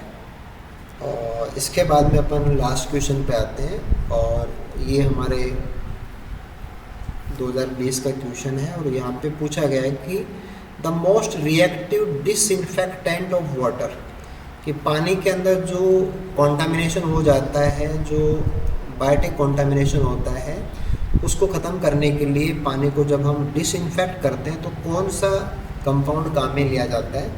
तो वो है हाइपोक्लोरस एसिड। हाइपोक्लोरस एसिड यानी कि HOCl। तो पानी के अंदर जो बैक्टीरियल कॉन्टामिनेशन है उनको किल करने के लिए, बाकी जो माइक्रोब्स हैं उनको ख़त्म करने के लिए हाइपोक्लोरस एसिड का इस्तेमाल किया जाता है।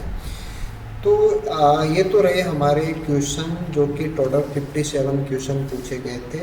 और ये पर्टिकुलर बात करें तो इकोलॉजी और बायोडाइवर्सिटी के सेक्शन से क्वेश्चन थे। पिछले तीनों पेपर्स के क्वेश्चन हमने इसमें ले लिए हैं। ऑलमोस्ट सभी क्वेश्चन के सभी इश्यूज़ और एक्स्ट्रा इश्यूज़ और एक्स्ट्रा पॉइंट्स और जो क्वेश्चनेबल चीज़ें हैं वो भी हमने कोशिश करके इसमें डाल दिया है। आई होप टाइमली आप इन चीज़ों को कवर कीजिए। लास्ट टाइमिंग चल रहा है, बिल्कुल शेड्यूल के अंदर रह के आप अपने तैयारी को भी लेवल पर रखिए और रूटीन के अंदर टेस्ट रीअटेम्प्ट भी कीजिए। आप है ना, आपने टेस्ट पहले दे लिए तो एक गैप के बाद में दोबारा दीजिए। जहाँ भी दिक्कत आ रही है रिपीटेशन वीडियो जो है डिस्कशन, उससे आप हेल्प लीजिए। आपके नोट्स में कहीं इंप्रूव करना है, तैयारी में इंप्रूवमेंट करना, सारे आपको एफर्ट अप्लाई करने हैं और बेस्ट रिजल्ट देने के लिए अपने आप को टोटली तैयार करना है। आई होप ये वीडियोस और हमारा पूरा टेस्ट सीरीज जो कि यूनिक सेक्शन हमारा बना हुआ है, साथ में कोशिश हम ये भी कर रहे हैं कि कुछ एक्स्ट्रा क्वेश्चन उनके एक्सप्लेनेशन जो कि टेस्ट में नहीं दिए जा सकते या नहीं दे पाएंगे अपन, उनको हम आपको डायरेक्टली प्रोवाइड भी करा रहे हैं। तो आप उन पे भी काम कीजिए, वहाँ भी आपको बहुत अच्छे क्वेश्चन मिलेंगे और उनके आंसर जो लिखे हुए हैं वो भी टॉप लेवल का लैंग्वेज है। बहुत करेक्टली और बहुत एक्यूरेसी के साथ में वो सारा काम किया जा रहा है। तो टेस्ट सीरीज से, डिस्कशन से और जो MCQ हम तैयार कर रहे हैं आपके साथ शेयर कर रहे हैं, उन सभी चीज़ों से आप पूरा फ़ायदा उठाएँ और कंपटीशन के लिए एक बेहतरीन लेवल तक अपने आप को मेंटेन कीजिए। हमारी पूरी आशा है, उम्मीद है कि ये चीज़ें आपके बहुत ज़्यादा काम में आएंगी और आपके जो ड्रीम्स हैं उनको हम एक सक्सेस में कन्वर्ट कर पाएंगे।